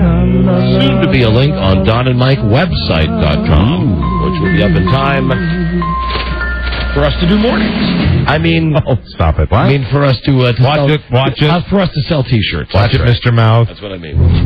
In a world where owning a radio was strictly forbidden, one man found a way to bring good news to his people. He made it up. Never have. Never hope to. Apply lipstick. Tie a scarf. See lipstick above. I know some of you are shocked. Buzz, Buzz, what is your lead story on the news and comments today? Today, a new government report seems to say, wrong war, wrong place. A new what? A new government report seems to say, wrong war, wrong place, wrong time. Your heart is in the right place on this story. Yes. It's very rare that you mispronounce a word. You knew exactly what I was thinking he might have had the big stroke at the very beginning. No, you'll know when I have the big stroke. It's like Mount St. Helens, right? Yes, it is. All right. We'll apply lipstick. Stay tuned, everybody. Yes. Stay tuned for news and comments coming up on the Don and Mike Show. That was very professional. This is the Don and Mike Show. What's the word from Planet Crackpot? The Don and Mike Show. Be a dear and listen to the Don and Mike Show. Thank you, Dude Walker. And listen, apologize during the Joe Movie segment. A lot of people thought it was the censors. And I don't mean like with an S, like something sensitive with a C. Right. Censors. I guess There was a problem with the feed between here and the network. Oh, sorry about that. So for about 3 minutes during the Joe thing, the people of the network just filled with commercials. Oh. Shocking, no? Because we don't have enough commercials already. That's a nice filler. They were able to fix it. What happened is the twine between the juice cans got very loose. There we go with that. Station break in Palm Springs, California. It's KGAL. How about in Concord, New Hampshire? WXKL. All right. Or perhaps it's the other way. I'm not really sure. Madison, Mad City, 100X, WCLX. And in San Francisco, KYCY. It's time for a Buzz and News. Brought to you by Smoke Break. This is good. Smoke. It's good. The guy that shot John's not getting out of jail. Yeah, they didn't give him parole. Oh, you might have that in the news. Sorry, Buzz. Might. Smokers. Or I might not. For you. Well, he deserves to rot in hell. Hell, jail, same thing. Sorry. Break the nasty You habit. get singing and it's infectious. It's contagious. Without gaining weight. Oh. Smoke Break, the revolutionary tablet for smokers. Get it now at fine retailers. Here's Whatever. Buzz. Here's Buzz. He likes the Beatles, don't you, Buzz? Oh, God, yes. Of course I do. God, yes. Yeah. God, yes. My God, yes. God, yes, man. That's good. Here's Buzz. Hi, Don and Mike. I'm sorry, Buzz. Do you have the Kirk Douglas tape? I do. You have it? You're not going to need it. I'm here. Well, here's the thing. Here's the problem with Buzz. Right. Yesterday, a woman called. Yes. A woman called and said, I want to speak to Buzz. Mike and I immediately, we like to say it's for comedic purposes, but it runs a little deeper than that. No, it's legitimate jealousy. The green monster. That we got jealous. Total jealousy. Right away.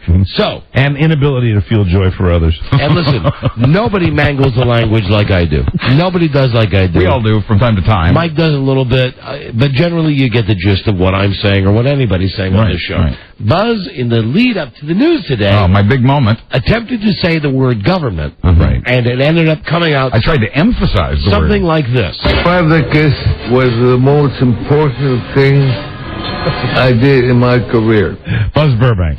And yet you understood every word that man said. Buzz. Do we have another tape of Buzz's news? Yes, you want to hear the tease? Yeah. All right, let's hear the tease. This is the way it sounded. Buzz, what's coming up on news and comments? I enjoyed the movie. I thought Spartacus was better, but then I'm prejudiced.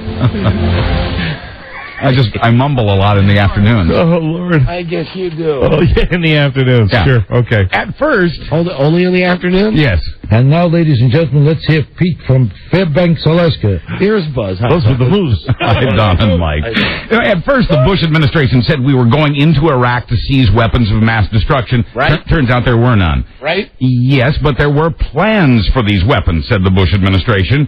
A new government report says there were no plans. The Bush administration said Iraq was a growing threat. This report out today says Iran was actually weakening when we invaded. Iraq, not Iran. Exactly. I'm sorry, I misspoke again.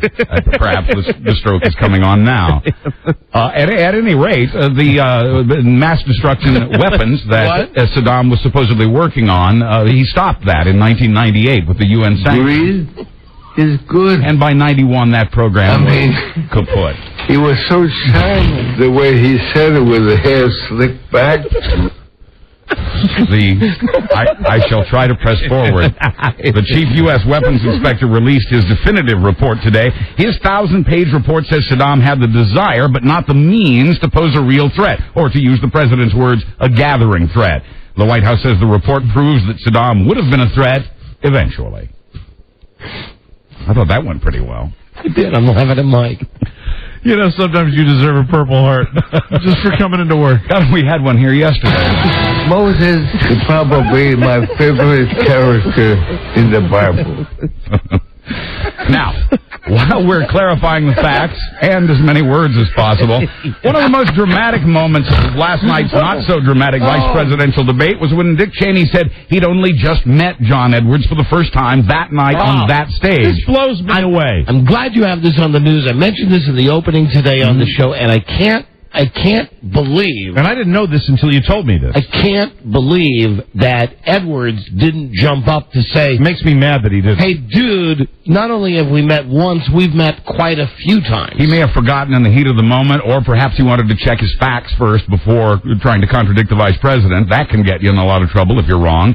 Okay, so maybe the vice president meant to say fourth time he'd met Edwards. So what happens... Fourth, they both start with F. What happens is Cheney's starting to say something like, you're Senator gone. You're never around. Right. As a matter of fact, until we had this debate tonight, we've never met. I've never met you. Cheney had actually met Edwards 3 times before. On February 1st, 2001, the vice president thanked Edwards by name at a prayer breakfast and then sat beside him for 2 hours. You know what? Now I'm thinking, though, maybe this is why it's a good thing he didn't respond, because now it's one of those little gaffes that's going to be, the press is going to make a big deal. Let the press handle it. On April 8th, 2001, Cheney and Edwards shook hands as they met off camera during a taping of NBC's Meet the Press. Well, see, now right there, that's the one I'm thinking. You're going to go on the Tim Russert show. Right. And you're going to be on the panel with Cheney. Right. You tell me you don't remember that. Russert remembered that one. Well, of course, it's Tim Russert's show. On January... Tim Russert remembers what he had for dinner 12 years ago. On January 8th... And who buys this stuff about Big Russ? I could give a rat's ass about Tim Russert's dad. But he cares. Best-selling book. Best-selling by morons. January 8th, 2003. Really? My mom bought me that book. I got it from my dad for his birthday. Like I said, bought by... Spartacus was the most important thing I did in my career. Break glass. Oh, hi there. Hi there. Well, I have no response to that. That's perfect, though. That was fun. Bought it. That's good. Good for you. January. I said, I'm sure it's a great book. And my best to Big Russ. Yes. So I bet he's listening up in Buffalo. Green is good. There he is. If it's any consolation, the book sucks. Meeting number 3. On January 8th, 2003, they met at the swearing-in of Senator Elizabeth Dole. Now, Cheney, when reminded of all this, reportedly replied, "Oh, yeah." Edwards says that, once again, the vice president is still not being straight with the American people. That's the one thing that irritates me about Cheney. I don't think he ought to be allowed to get away with that. He did a little bit on the debate last night. He did it constantly last night. He'd blow it off. Well, your facts are wrong. And Edwards tried this with him at least 5 times. And I don't know all of the facts, but here's what Edwards said. This I do remember.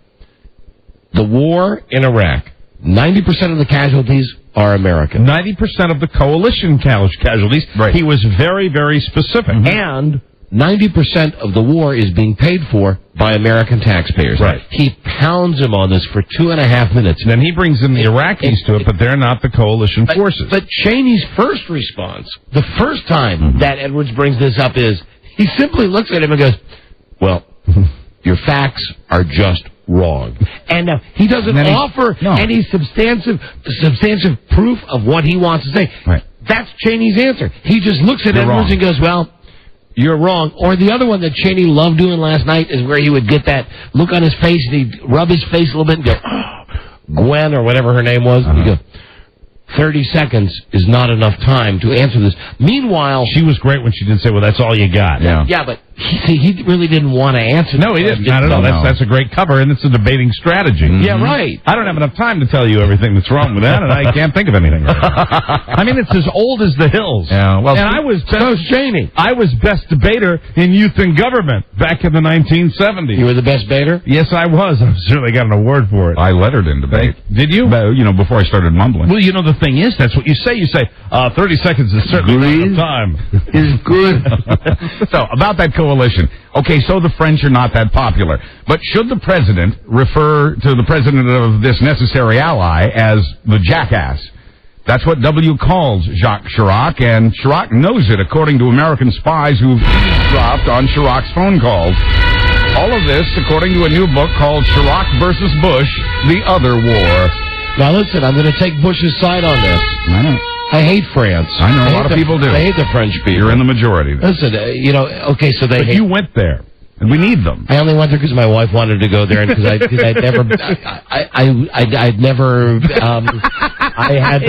Breathe is good. Right. You're killing me. Yeah. He was so charming the way he said it with the hair slicked back. I only went to Europe because Tim Russard's dad was there. Big Russ. One time, listen, Bush is right. Jacques Chirac's an ass. Yeah, but you don't do that as president of the United States. It's not professional. You don't. Let people say that. It's okay. I don't mind Bush saying that. Right. That's what DJs to say. Presidents need to handle it differently. Nah, it's all right because it's France. That's why we need all the allies we can get. It's France. France don't count. France is not an ally. What are they going to supply? In the book, by the way, a U.S. official is quoted as telling a French military aide, the relationship between your president and ours is irreparable on the personal level. Jacques Chirac, roll. The book also says the White House refused all calls from the French government for 2 weeks after we invaded Iraq. Bonsoir. Filmmaker Michael Moore may be charged with bribing people to vote. Not bribing them to vote for a specific candidate, just to vote. Still, it's illegal in Michigan, and Republicans there are talking about going after Moore for his gifts of potato chips, ramen noodles, and underpants in exchange for a promise to vote. And what Michael Moore is saying, I am sure, is bring it on. Moore says he's been touring the country trying to get out the slacker vote. He's also... Those noodles. Now, if I'm not mistaken... cheap. Yeah, right. I was going to say, when I went down to college and opened my kid's pantry, that's all he had in there was like 8,000 of these packages, these noodles, that I guess sent for like 25 cents a container. Closer to 17 cents, actually. Big college food. Michael Moore is also promoting the video that Republicans don't like very much as he tours the country, getting out the slacker vote. Republicans in Michigan accuse Moore of stooping so low as to offer a college student to clean his dorm room in exchange for the promise to vote. The Republicans are asking prosecutors to go after Moore. Prosecutors have no comment. Are they Michael Moore's underpants? That's a bribe. These are clean, could actually be new stalking. underpants. You know who really is... I was surprised. MTV, first off, here's a shock. It was not a video I was watching. It was MTV News, and it was that I hate that little... Kurt Loder? Twit, no, John Norris. I hate that twit. But anyway, he's doing a thing, MTV Rock the Vote. Yeah. And I was pleasantly surprised that they had absolutely no thought that this was going to be balanced. It was all talking to young people, 18 to 21. Doesn't this country suck in a lot of respects? You know why it sucks? Because of George Bush. And if you vote for Kerry, at least it's better than Bush. And that was the slant of this entire MTV. Rob, I didn't mean that in your way. No. I meant that in the dirty way. Right. It was the focus. You meant that in a training video kind of way. Yeah, thank you, Mike. It was the focus of the entire piece. Right. And they had a couple of musicians, and one of them had a T-shirt on that maybe it was the guy from Coldplay who's married to Goldie Hawn's daughter. You mean Gwyneth Paltrow? No. She's married to the guy in Coldplay is married... She's married to Chris Robinson from Black Crowes. Black Crowes. The guy from Coldplay is married to Gwyneth Paltrow. Yeah, see, that's... Boy. Greed is good. I'm real sorry. I'll just shut up. No. He was so charming the way he said it with the hair slicked back. The guy... Thank you, Big Rush. You got to rein me in on these details. Goldie's got the guy with the big beard and That's stuff. who it was. Yeah. So it was Goldie Hawn's. Right, the Black Crowes. Kate Hudson. Black Crowes. Right. What was my point? Anyway, MTV News. You're talking about Rock the Vote and MTV. And yes, the entire thing was he had a T-shirt on. The guy from Coldplay had a T-shirt on that was cool. It rhymed with Kerry, and it was something along the lines of doesn't suck as much as Bush. Right. Anyway, Spartacus. That's a great movie. Spartacus.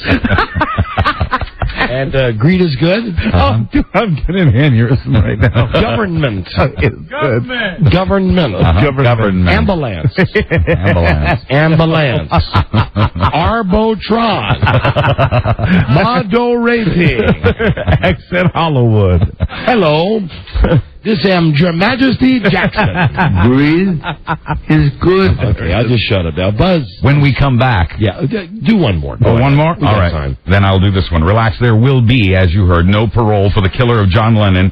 In New York, Mark David Chapman has just been denied parole for the third time in 4 years. The parole board's vote was unanimous. They mentioned his malicious intent and the suffering he caused the widow. So the 49-year-old will remain at Attica Prison doing 20 to life. Chapman will be up for parole again in 2 years. And Buzz, that's for you for not saying you know what the name that set off the alarm. No, I learned my lesson the other day. What's next when we come back? Your Rush Limbaugh update. Breathe is good. Thank you, Buzz. We'll be right back.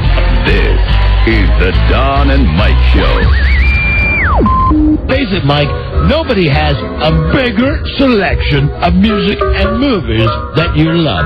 The Tower Records at Tower.com. You said it, Mr. Shannon. All of my clients at the Commerce Bank in Beverly Hills think it's just bullet. Right now, Mr. Drysdale, check out the Gods of Metal. The Gods of Metal. Ooh. Right now, 25 artists, 25% off. Every CD by these metal superstars on sale. Bands like AC/DC, Iron Maiden, Slayer, and Black Sabbath. Hail Saint. To the modern sounds of hard-hitting bands like Saliva and Lacuna Coil. Get a haircut. Stock up on great sale prices on Thursday, October 7th from 5 to 10 p.m. and Friday, October 8th from 10 a.m. to 3 p.m. only at Tower Records of Tyson's. And Mike, pleased to be mentioning that during the sale hours, you can enter to win a $500 shopping spree valid at any Tower location or Tower.com. Tower Records. Everything worth hearing is here. Gosh, I hate to interrupt. It's all been so incredibly fascinating and entertaining and instructive. Really, the time has just flown by. The Don and Mike Show. Now operating with a 7-day delay. The Don and Mike Show. Now let's go back to Buzz. Breathe is good. Hi, Buzz. Hi, Don and Mike. Hi there. Here's your Rush Limbaugh update. As promised, a Florida appeals court has ruled that police were within their rights to seize his medical records to prove that he'd been doctor shopping for drugs.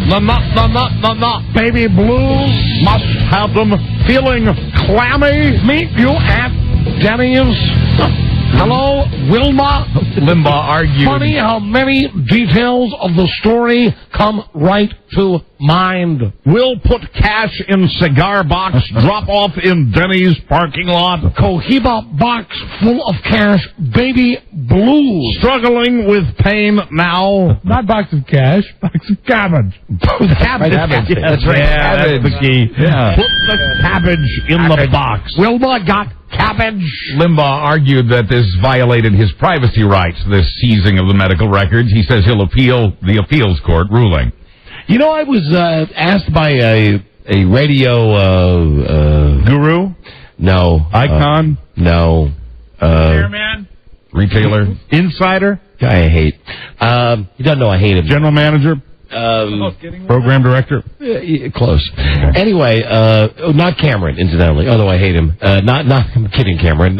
Well, you hate him only on a program director level. He's a very nice guy. Yeah. Oh, wonderful. Anyway, I was talking to the guy, and the guy said to me in the gist of this conversation about the face of radio, the guy was saying to me the age-old question, what happens if Bush loses? And I said, he was saying for Rush Limbaugh. I said, well, it's great because then you got 4 years to go off on Kerry, and if Bush wins, it's just 4 more years of I told you so. And then the radio guy said, hey, whatever happened with that thing and him and 5,000 pills? Right. And I said, you know, he's done a pretty good job of just making that go away. So, Buzz, it was interesting to hear that. And development. If that guy happens to be listening right now, I'm sure you'll go home and cry big crocodile tears that you're not a friend. It was a courtesy call. That's right. I thought there was something that you could do for us. How about that? But it turns out there was nothing you could do for us. Sorry. New reality TV show in England. 20 people were invited to be contestants. They were led into a studio on a red carpet, but none of them left as millionaires. 17 of them left in handcuffs. It was a reality show set up for the purpose of catching crooks with outstanding warrants. Now, is this like when the cops send out sweepstakes winners here in this country? They do it a lot. They do it for deadbeat dads a lot. Yeah, and they do it with baseball and football tickets. Right. And they get them all at a location. You got tickets to the Super Bowl, and they come down here to collect your prize. And they all eat chocolate pie, and they all go to jail. In this case, it was the promise of reality show fame that lured bail jumpers, drunk drivers, vandals, scofflaws, and thugs. The Britons are fine with all that, the general public, but there's a controversy now that they know that England's Channel 5 plans to broadcast the sting operation as entertainment, as a reality show. I love it. Using police work as entertainment is wrong, say some. Quoting one critic, crime is serious and cannot be treated like a game show. Don't those Brits, they're a little ahead of the curve when it comes to reality TV. All of Europe TV in general. But you know who really is number one are the Japanese. Yes. When it comes to their reality shows. Did you see the promo for, I guess it's Richard Branson, the Virgin Atlantic guy? Yeah. Who's got but the one stunt is the walking on the bar between the two hot air balloons. You know, the thing is, am I the only one? I'm sick of rich guys trying to get people to impress them. I mean, I know that it's not really like The Apprentice, and it's not really like The Benefactor. I wasn't until this moment when you said it. Now that you've said that and you put it in that context between Donald Trump, Mark Cuban, and this guy. Yeah, shut up. Yeah, but the Virgin guy has put double beds on his airplanes now. Oh, you mean on his regular airplanes? Yes, right. And his Virgin Atlantic airplanes. You are the horn doggy of horn doggy. Yes, I am. You really are. We continue to circle the globe, or go around the world if you prefer, in Italy, where a court has ruled that making love in a public restroom does not violate public decency laws. Oh, well, somebody should tell Opie and Anthony that. So long as the door is shut. A Swiss couple was arrested in northern Italy when the owner of a bar caught them doing the nasty in a restroom. How do you think they're feeling today? I just had to throw that in. I wonder what it feels like. Oh, yeah. To work for 2 years without working, and then finally get a job, and you've had the job for 2 days, and nobody notices, and another guy takes a job, and all of a sudden, you're nothing. I mean, before you were on a one-way train to oblivion, now it's a rocket train to oblivion. Metro Rail Express. The couple was looking at up to 6 months in prison for their little rendezvous in the restroom, but a judge has ruled that since the door was locked, no one's offended. Quoting the woman, if the barman had given me time to get dressed, then nothing would have happened. Just like the Swiss. Thank you, Rob. Hey, that was Rob Spiewak just tipping in a little hate there. Well, they're neutral, but they're not like what they want you to think. But they're not like the French. No, they're not. Come on, if you had to choose one, you'd go to Switzerland before France, right? Sure, just for the cheese. I'm not boycotting the French. I'm drinking French wine and eating French food. So there. Bully for me. Bully for me. Back in the U.S. for a moment, a New York couple had gotten engaged 3 months ago. The invitations had already been sent out for the November 12th wedding, a country club reception.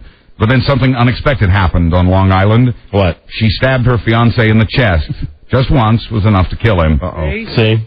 There had been no other clashes between them, so far as the cops know. See? Police won't talk about a motive, so feel free to make up your own. Was she Swiss? No. Bet she was. Long Island. In sports, some folks might be taking this indecency witch hunt a little more seriously now that Dale Jr.'s been knocked out of first place for swearing. You know, it's that thing that we had a caller earlier this week watching the NASCAR, and he gave us the context. Right. Dale Jr. said something about, I'm happy as S, or, Man, doesn't mean S. Come on. God. Yeah. Anyway, really, the way that the points are, Junior was in first place, and they took points away from him. Little E was docked 25 points and fined $10,000 by NASCAR yesterday for cursing during a TV interview after his win at Talladega. But it's not the money thing; it makes him number 2 now in the points. Well, but I mean, I guess it's there in their bylaws. I'm sure it's there, but it's still not fair. Oh, NASCAR got serious about drivers using swear words after the FCC crackdown that followed Janet Jackson's wardrobe malfunction. Earnhardt is now in second place between first-ranked Kurt Busch and third-ranked Jeff Gordon. Well, look at the guy that's in first place. Look at that name. And all because of a word not spoken in anger or hate. You don't see them taking any points away from Kurt Busch. You know what's ironic? What? They will. That the S word made Dale Jr. number 2. Yeah, that is. Okay? Irony. My name is Donnie. A former NFL player is being sought for last week's shooting at the Las Vegas home of Siegfried and Roy. Oh my God! It wasn't 31-year-old. It wasn't. What's his name? No. No. I already forgot his name. Matt Elliott. No, it wasn't Matt Elliott. Okay. It was Cole Murdoch Ford. He's been identified by police as a suspect in the September 21st shooting. No one was hurt, but at least 2 of the boys' windows were broken. The boys. And finally, our focus as we close today is bad behavior in humans. In Ukiah, California, a man is accused of indecent exposure after allegedly exposing himself and pleasuring himself in front of 2 women shopping at Walmart. Ukiah. She says he shook it as he looked at her, making her feel, and I quote, violated. And in Green Bay, Wisconsin, a Packers... Hi, this is Arnold Schwarzenegger. A Packers fullback in Green Bay is now being sued by the woman who says he went to the bathroom, the sitting down way, in her laundry basket. In her closet. Her laundry basket, yes. He's already done community service for his criminal conviction. For him, the lawsuit will be court case number 2. And the yellows are yellower. I'm Buzz Burbank on the Don and Mike Show. Hey, Buzz. No! You had your number 2 joke, too. On the same page. We got to go, everybody. Please stay tuned. Ron and Fez coming up next on WJFK Live 105 and 1010 The Buzz in Tampa Bay. We'll be back tomorrow with the all-new episode. Thank you very much for listening. We'll see you then. Good day to you, sir. Good day to you, sir. Good day to you, sir. Good day to you, sir. And you. Like a turbo set. He stole it from him. He Probably took it from them. Okay, we gotta go. Bye-bye, Robert.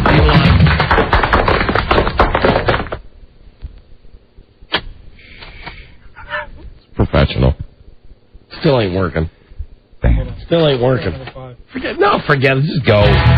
This is the Don and Mike Show. Too busy to meet new friends? The WJFK Dateline can change your life. Log on to WJFK.matchlink.com. I bet that Washington.